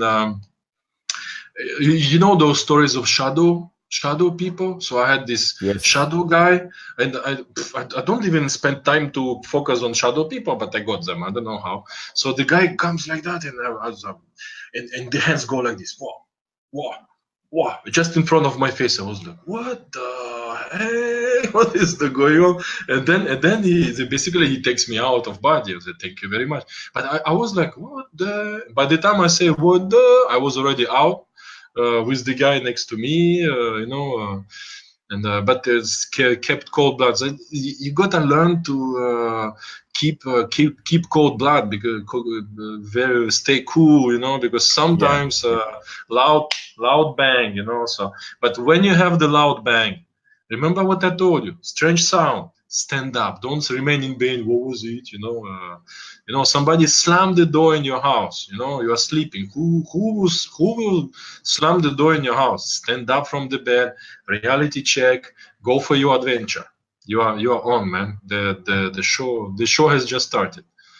So yeah, it happens. Yeah, loud sounds. Yeah, it's okay. Okay, then no question. I continue. Yeah, continue on. Okay, the one that Ray was mentioning, the wake-induced lucid dreams, wild. So the most difficult one that I consider as more difficult, it has one advantage though. One advantage of that technique is that you have almost everything in control. You see, when you fall asleep and you expect your Pavlovian repetition of reality checks throughout the day to be repeated during the dream time while you fall asleep, you have no control of it. Sometimes they will repeat, sometimes not, and that practice can take months before you start to make reality checks in the dream time. So no control. You have also quite little control, especially for a beginner, like I said, to wake up and start doing something. You have less control because you actually come out from sleep. So you are used maybe to wake up, turn around, scratch yourself. By the time you think what you have to do, half a minute pass. So you already woke up too much, you're already out from the dream state, So it says, but the advantage of the direct technique, but is that you are in control of you diving into the dream state. So you are staying with your mind is always there. But there is one misunderstanding there. Everyone believes that it's and there is even a term for it, that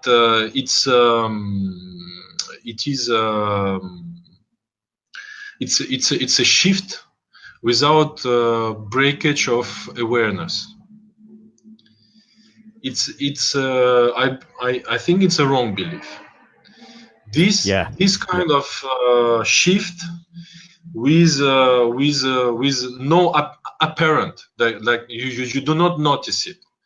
It's very rare that the guy will transfer, except some guys. Okay, but very rare. Where you go lie down and you never drop it. That you are you're tired and woof, you just drop it for a fraction of a second. That's what I'm talking about. That's a breakage that's a break in awareness. That even a fraction of a second, that's a breakage there. Okay, so when guys start to learn and go on internet and without breakage in awareness, it sounds good, beautiful, but they're gonna have a big problem there, because do not forget, when you do it, your body is asleep. So how are you gonna achieve your astral erection if you don't fall asleep? Think of it. Just it's a simple logic. It cannot work if the body has not fallen asleep. So many guys, because they think that it's always without the breakage in of awareness, are sweating there, spending hours, energy work, relaxation technique, 15 minutes. Now I'm coming closer, but I'm so strong. I'm gonna do it. It's been 1 hour. I'm gonna do it. And what happens to them? More often than not, they will actually fall asleep and have astral projection lucid dream after they fall asleep by accident. So to do this technique, you have to allow yourself to have this, like a cardiogram, those drops. So you are awakened. Let's say you awaken, and then you go to sleep, closer, and then you will have this breakage. You will be dropping. If you are not performing any technique, that's how you fall asleep. You lie down in bed, maybe you think, you don't think, you don't do any technique, you slowly go to the sleep, and nobody knows when you dive in. You only know when you wake up that you woke up. But the point where you have just dived, nobody knows where they dive. But so what you're gonna do is you want to increase the number of these droppings. But so you're not gonna have just one dive. You're gonna dive into sleep many times. At one point of time, you're not going to dive into sleep. You're gonna dive into the dream state instead of just drop. And you don't know for how long you have dropped. You are dropping maybe for a fraction of a second, for 2 seconds, 5 seconds.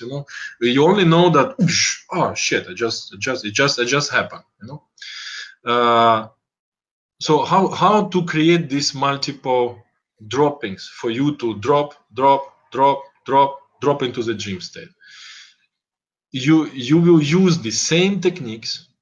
Same technique I mentioned, or any technique you like, playing piano, visualizing yourself playing piano, phantom movement, focus on the vision, sounds, whatever.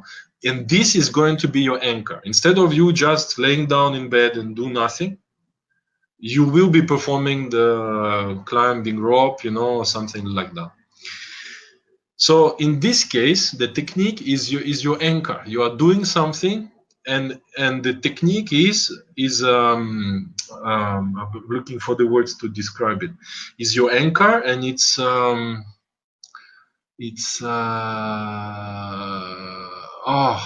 did I want to say it? Okay, it will come back to me.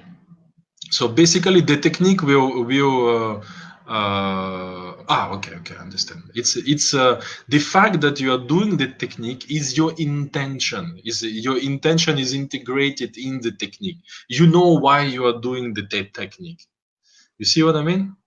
It's not just you doing the technique. You do the technique for a purpose. The purpose is to access the dream state. So that is your intention is being materialized by this, expressed by you doing the technique, and this action will make you wake up. Your intention will make you, because you don't want to drop and fall asleep. I mean, it's better you drop, fall asleep, have a good rest, rather than you 1 hour sweating and then never drop. You have to allow those drops. So for you to create those drops, you practice only one technique. You don't do 10 techniques. You choose one technique, listening to the sounds, and you keep listening to the sounds, and you keep listening to the sounds, and then you get sleepy. When you feel that you get sleepy, then start rotating 2 techniques. One technique every 30 seconds, not 10, not 5 seconds, not 5 to 10 seconds. Do one technique every 30 seconds, So you alternate. Why you want to alternate? Because you don't want to dive too fast. So you, instead of going like that, and then dive, you want to smoothen up your diving there. You don't want to dive too fast. So you create more mental activity inside your brain by alternating two techniques, because it makes you wake up a little bit. So it's smoothen up the slope. You see what I mean? Yes. So you don't dive. So you don't dive. You don't wake up. It's your anchor. So you modify the way you are anchoring by creating more activity. If you feel that if you come out from the drop you just came out. So already congratulate yourself. You immediately restart with the technique, whatever the technique you were doing. But if you come out from the drop, you can have a quick, screening of yourself in a quarter of a second to know if you are very sleepy or not. But sometimes that feeling of sleepiness is, is you think you are very awakened, and the second after, so you be careful. So if you just come out from the drop, or you just woke up, you can fall asleep just within seconds. And you think, wow, why are they awake as if I drink a coffee, I will never fall asleep. No. Again, So after the first drop, continue with the techniques, and then you can shorten the timings. Instead of doing 30 seconds, go to 15 seconds, go to 10 seconds. If you're really dropping too fast, or you're so sleepy, you really can't, especially if like Jay. When he is doing wake back to bed technique. So this is after 3 hours of sleep or 4 hours and a half of sleep, to get rid of the deep sleep, and then wake up for a while and then come back to bed again. That's why it's wake back to bed. So wake from sleep, do something, we wake up. So you wake up your awareness, and then you back to bed to perform a technique. So, but technique is what we are talking about, a direct one from awaken to asleep. And the problem of doing it in the middle of the night is that when you sleep only 3 hours, your body still wants to sleep another 3, 4, 5, 6 hours, depending how many hours you usually sleep. So your body actually wants to go to sleep. So you take advantage of it. If you don't fall asleep, you will not have the experience. But the problem is the body wants to fall asleep. So you need to anchor yourself, and you need to not to anchor for the mini drops of awareness. You need to you anchor it with the techniques, and you smoothen up the way you dive in with alternating the two techniques. You can alternate even 3 technique and changing them every 10 seconds if you like. Do the sounds, do the rotation, and do swimming. I don't know. So put more activity. But if you are at the beginning, you just lay down in bed, keep just one technique because you want to go to sleep. You see. You don't want to remain sleep awake and 1 hour like this and nothing happened. You need to go to sleep, but you need to go to sleep smoothly. You see, so the technique is helping you to make it smooth and to make but you have to allow yourself to have the micro drops. If you don't have them, you're gonna do this. You're gonna be sweating, and nothing will happen. So it's so those who did it, they know what I'm talking about. And I advise do the techniques on the awakening point first. That's the show. Much easier. That's the advice. Much easier. No, we have no questions so far. All is good. All is good, brother. All is good. Is there anything else that you want to cover, like on this, or? I think we did 2 hours, huh? Yeah. Okay, then let's just cover a little bit on the maintenance techniques. So I will not go too much into so you can find information again in the book. You can look up on the website. So just to say that it's called the anchoring techniques. So you are in the dream state. So you got to resist a few things, like premature awakening. You don't want to wake up too early, because you are practicing dreaming practices, so it's during sleep, so you don't want to wake up too early. Everybody knows that, amazing experience. Oh, I start to wake up. Oh, I wake up too early. It was so nice. So you want to resist that. You also want to resist the dream change. So, like I said, you want to have some kind of stability in the place where you are to perform actions and goals that you want to achieve in one place. You don't want to be dragged from one dream to another without you having the control. So you want to resist the dream change as well. And So this is I was telling at the beginning of our podcast today. Is many people don't know about it. You can also lose your awareness even if you have got it. As time will go, you will practice it, and you will remember those times where you got aware, and then you started to talk to someone, you start to engage emotionally with that guy or girl, or the scenery, the scenario, or what's happening in the dream is emotionally engaging. You go into it, and all you know.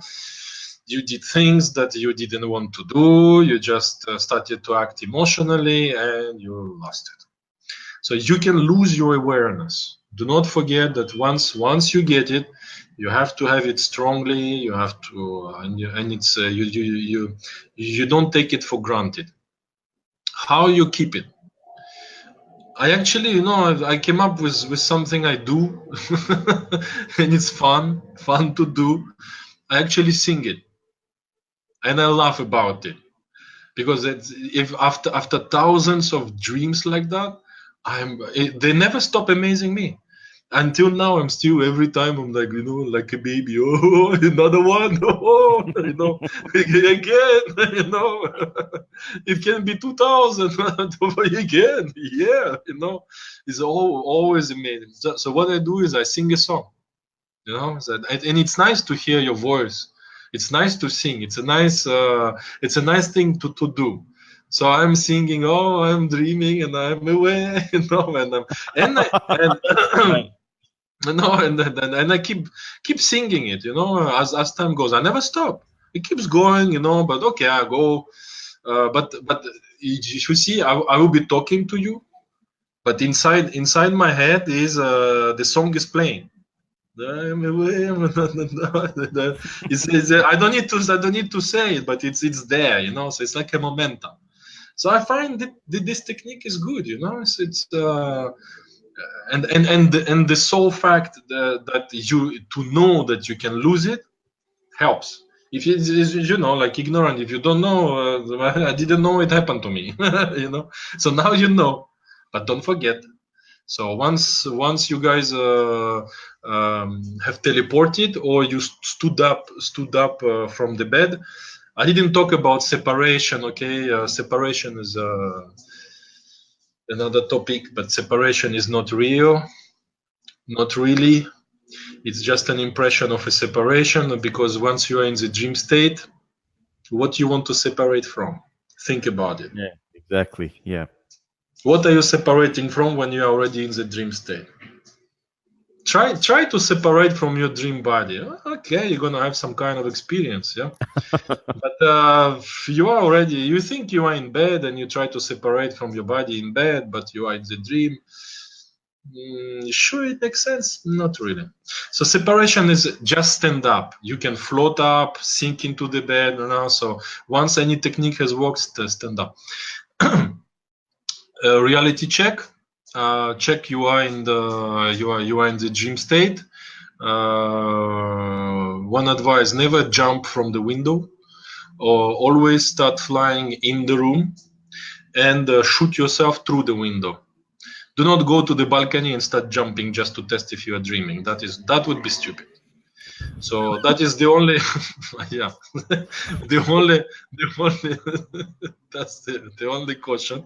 Okay, start flying like It's like I have a French friend who says it's better to have a small dick that works than a big one that doesn't.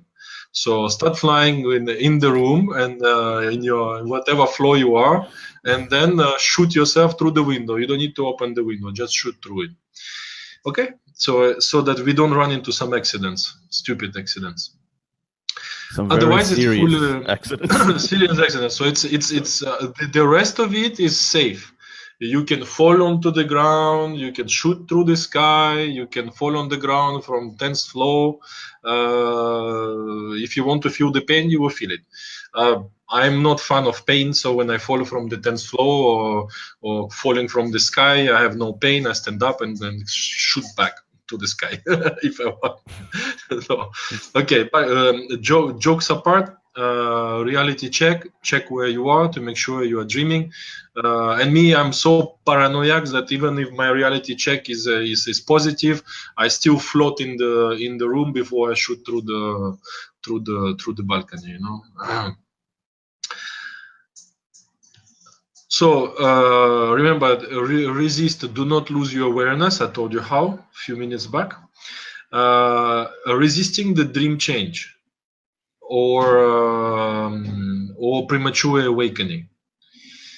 Both of them, the techniques are more or less similar. I hate those, and I'm out from them now. I don't use them so much. But for you to how I use now stopping internal dialogue, and I just work with it for me to remain in the dream state. But for you to, for the guys who never experienced stopping internal dialogue, they have no idea what it is. We have no time to cover it today. Anchoring techniques. So what is that? Is basically you get intimate with your environment. What does it mean? If you are looking at things, look at them meaningfully. Look for the details. Do not look just you know, like drunken. Just look for the details. Every detail count. Make your experience of looking count. So look, you know, and if you are listening, listen carefully. If you are touching something, intend to. I mean. Intend to feel it, you know, to feel it really, not just touch and just touch for the sake of touching, you know, touch it. And you know, sometimes you will get double input. What I mean by that is you will feel the physical body at the same time as you are walking, flying, swimming somewhere in the dream state. So that is not. I personally find it disturbing. I don't see the point to feel the body that is asleep. We know how it feels, and the problem with that is once you start focusing too much on the physical body, remember the intent. So you know what's gonna happen if you start to focusing on the body that is asleep. Yes. Wake up, maybe, surely. Yeah. So refocus fully. You need to focus fully on your experience in the dream state. Don't worry about the body. It's fine. Everyone wakes up. Nobody will wake up and tell you the story he died in the dream. Okay. So that has been clarified. I mean, think about it. Die in the dream and tell you the story. Okay. Pass.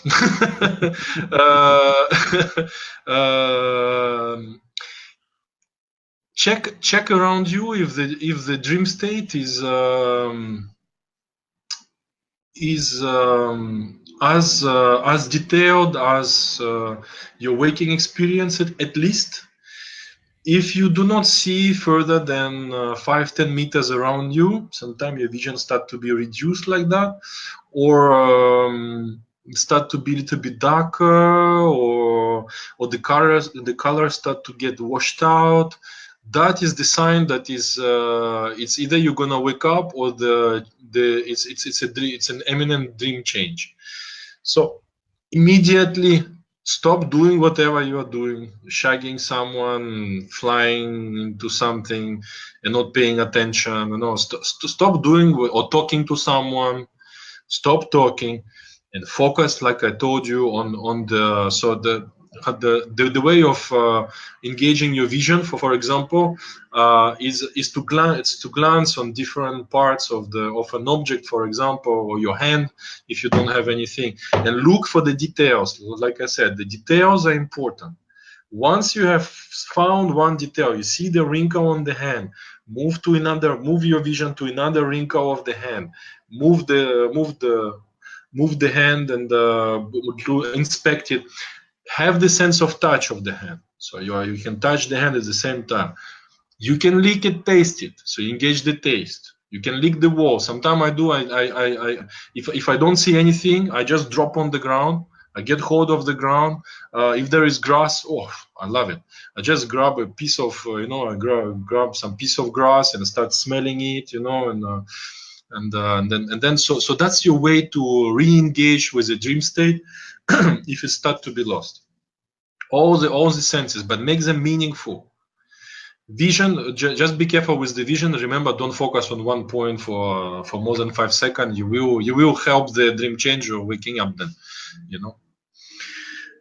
so you focus on one detail for 1 second and then go to another, etc. I keep it's hectic. You see why I don't like it, but that's what you have at the beginning. That's your way to engage with the dream state. I like also another technique is let's say you are in a complete darkness. Sometimes it works. It should work all the time. Intend to find a spot with the light. Fly to it. And expect when you reach that point, oh, it's a small dot of light coming out from the lock of a door. You don't know it's a door, you only see a spot of light. But while you're flying, it's gonna be a door and the light is coming out. Oh, it is a door? Is it something? Come out, So it's what you expect is gonna. So that's one way of coming out from the dark place. With darkness, what can you do? Not so much. Some guys like to experience this emptiness, darkness, but I don't know how long they can remain in it. If they remain, there must be some stoppage of internal dialogue then to experience that. But that's another subject, So some guys like to wash out the whole dream, everything out, and no imagery, pure awareness, experience something like that. You can do that, but usually for a beginner, you need to have some degree of comfort at the beginning, and your comfort is things you are used to. So having a ground, having habitual things will help you to be comfortable. Then as you progress, you will be interested to perform things which will be much more less comfortable for you, like being in two bodies at the same time, maybe not having a body at all. What does it mean? How is it to do not have a hand? Do not even you try to have a hand, but you have nothing to move. How about seeing in all directions at the same time? Ooh, how does it feel? This kind of thing. It will come. It will come. The possibilities are amazing. The possibilities of what you can do after that. For those who listen to us and never done it before, it's amazing. You can become I really like is become another creature. For example, become a lion and be a lion, and you're gonna have the teeth of a lion. You're gonna feel the wind on the lion's mane. You feel the strength of your muscles. You feel the beating of the heart of the lion. You have the saliva of the lion. You have the vision of the lion. The experience is total. This is where it's interesting. It's total. It's not just imagination. It's not an approximation. It will be convincing. The experience is convincing and total. Total in terms of it's not an imitation. It's as if. I mean, not as if. You are the lion. You are the ant. You are the bacteria. You are the planet. With little things, with little man, shooting, bombing, the sun. You are no down, no up, no ice, no. Be a planet, be a sun. Try. It's the experience is total. I like to say, so this is one of my saying, one of my motto. The limit is my imagination. So use your curiosity to expand your imagination, and that's your limit. The things that you imagine, the things that you know, the things that you have read about, That's your limit. Expand it. Be curious. Start to, you know, listen to the little kids what they have to say. Sometimes sometimes they have extraordinary ideas to perform. You think this always sounds stupid. Yeah, try to do it. Try to do it and see what happens. So here you have the possibility to actually do it, and then you have the experience. You know, be the sun. Try. Have the experience being the sun. Wow. And the other ones around. Oh.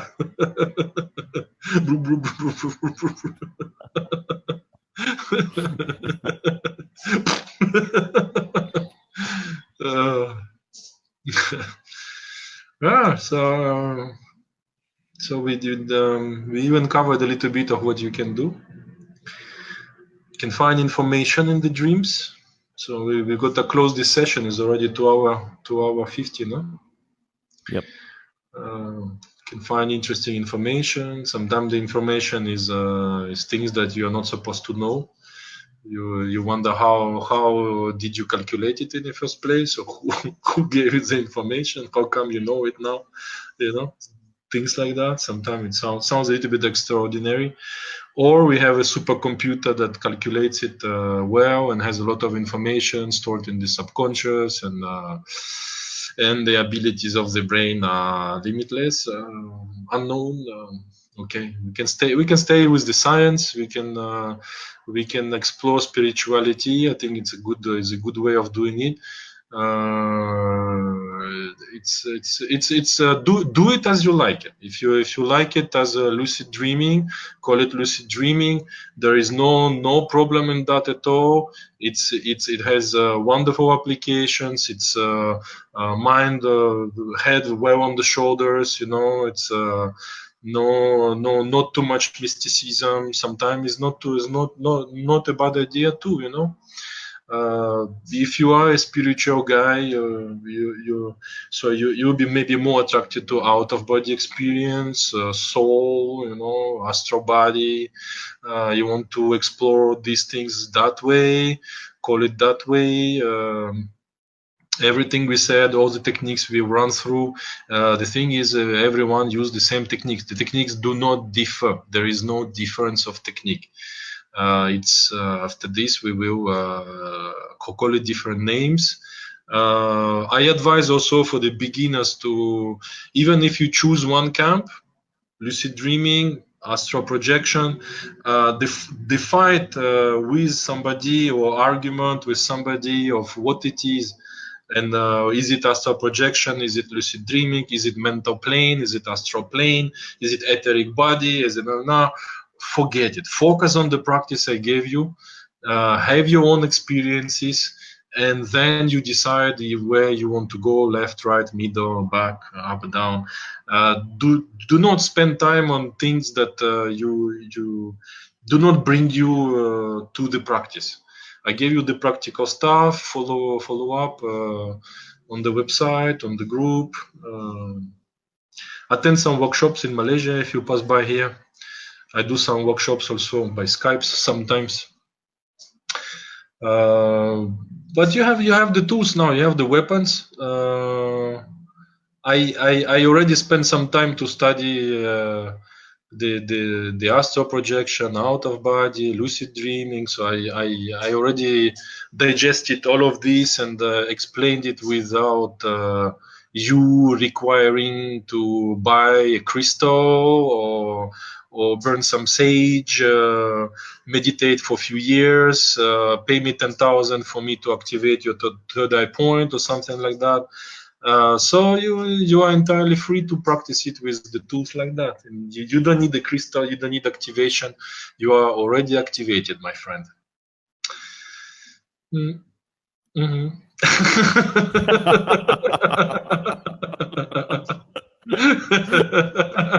Yuri boxing style of like. Yeah, man. I mean, come on, man. Activate for 10,000. Wow. Right. I didn't know I was born deactivated. Somebody didn't give me the how to. Was born broken. All right. we are all born broken, you know. No, we get deactivated. We we we, we get deactivated. I don't know. I make jokes now. I think we need to wrap up with some jokes now. It's serious for too long. Oh my god. All right. Well, I think we covered everything that we need to, Yuri. I think it's not too bad. I don't know. Yeah. Although we can't say too much about our next one, I'm really looking forward to that one. Oh, the Kilindi. That is the next one, bro. Kilindi is the next one. The mushroom. The next one is the mushroom guy, man. So that is something. So guys, we're gonna interview Kilindi Iyi Iyyi Kilindi Kilindi Kilindi. That's his name, and his family name Iyyi. I hope I pronounce it correctly. Iyyi. Look up for him. Not much on internet about him. He has a website. I mean, not much in terms of videos. I so sad. I found maybe 10 videos. I think he's a martial artist. There's a bit of martial arts he shows. He did some beautiful lectures. Forget about the heroic dose of mushrooms of 5 grams, because here we're gonna talk about 40 grams. Wow. We're gonna talk to the champion. Okay, so it's nobody does it. I mean, he knows a guy who did 60. He said recently. I mean, 60. I think we can put an elephant on a trip with that dose. He's taking this is the guy who did 60. He's taking 60 for the classroom, you know. He's taking it for everyone who didn't take it. He took it for everyone. That's crazy. So Kilindi is he jokes sometimes. He's a fun guy, but very often he's quite serious about it. I like his. I like the feeling I get from him. So it's a bit of a joker, but he's a strong joker. Sometimes he makes some jokes, and the experiences he talks about is a total experiences. So it's not just some sacred geometry crawling on the floor. It's from what he says, it's exponentially higher than that. Yeah. No, I'm really looking forward to that one. That's going to be a great one. That's the next one next week. I don't know, maybe we do some more on the dreaming at some point. There's many more points to discuss. Let's see. So do we have any more questions from the guys, or? No, I think we'll wrap up there, Yuri. Okay. I think we'll wrap it up at this